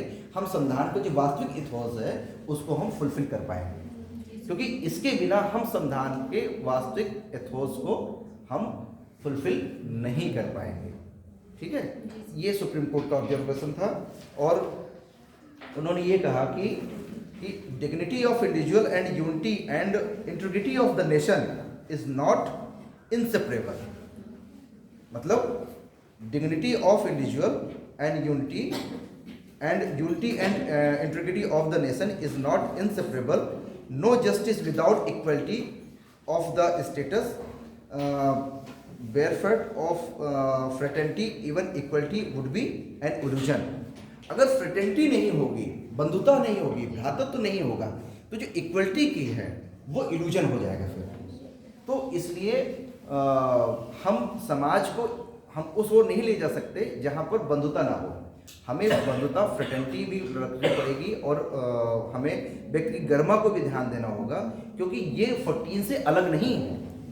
14 तब तक पूरा नहीं होगा जब तक कि भाई हमारे देश में ये भी तो करना है ना कि यूनिटी भी बनी रहे, बंधुता भी बनी रहे और व्यक्ति की गरिमा बनी रहे। तीनों चीज जरूरत है भाई, तभी तो फुलफिलमेंट होगा। तो जब तक ये तीनों चीज फुलफिल नहीं होंगी तब तक इक्वलिटी फुलफिल नहीं होगी। Equality will be illusion. तो उन्होंने इसको इस आधार पर उन्होंने इसको कहा कि नहीं, government can make the rule, can make the special provision for in the economic criteria, ठीक है, अंडर द इकोनॉमिक क्राइटेरिया। तो ये पूरा एक EWS का टॉपिक था।